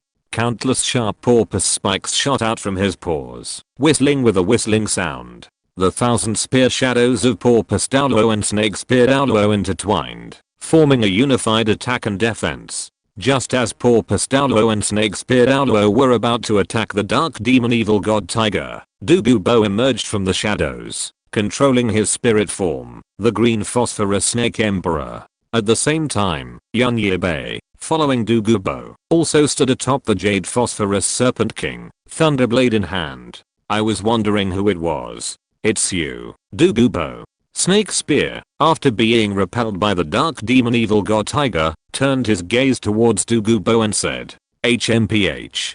Don't think I'm here to save you out of kindness. It's just that this soul beast is getting in my way. Douluo, with his pride, naturally wouldn't admit he was volunteering to help.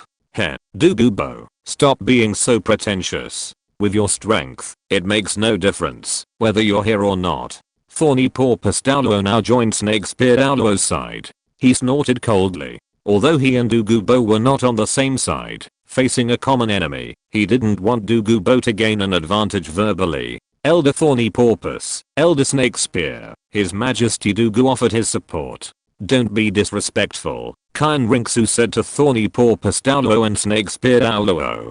Greetings, Your Majesty, Douluo. Thank you for your assistance. Upon seeing Douluo and Yibai appear, Rinxu immediately concluded they were friends, not enemies. Indeed, if they were truly enemies, she could simply walk away, leaving them alone. Little angel, although I dislike the spirit hall, you're at least a bit polite. Douluo glanced at Yibai with surprise. Boy, go stay with that little angel, Douluo said, unclear whether he was asking Yibai to protect Rinxu, or if he wanted Rinxu to protect Yibai. Hearing Douluo's words, and Yibai already taking action, Snake Spear Douluo frowned and called out, boy. However, before he could finish, Rinxu interrupted him. Elder Snake Spear, it's alright. Rinxu acquiesced to Yibai's approach. Snake Spear Douluo didn't doubt Yibai's character, but as the Spirit Hall's young master, he was right to be cautious. Yibai swiftly leaped from the head of the Jade Phosphorus Serpent King, and, in a few steps, reached Rinxu's side. He smiled and nodded to Rinxu as a gesture of friendship. Rinxu nodded. Your Majesty Douluo, since you are willing to help, how about we join forces to eliminate this dark demon evil god tiger?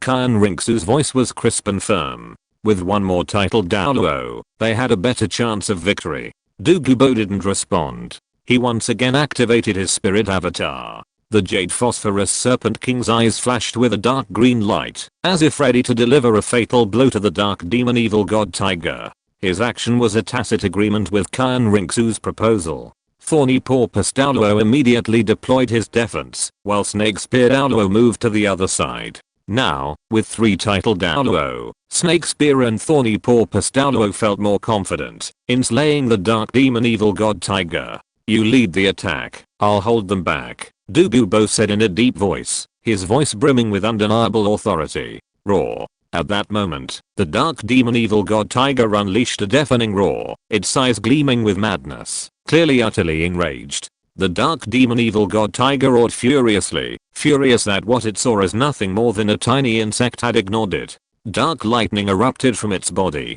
HMPH. Arrogant beast, today is your end.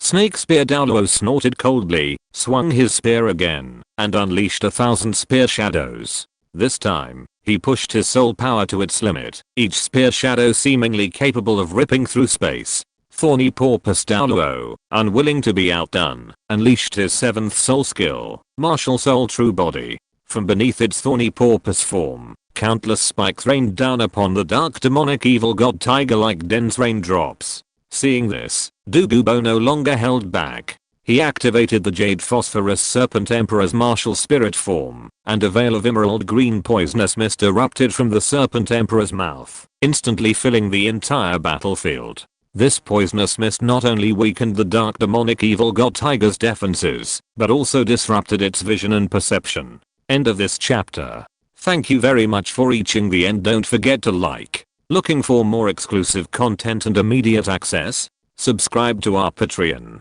Remember, every like, subscription, or donation encourages us to continue. Thanks to everyone. See you in the next video.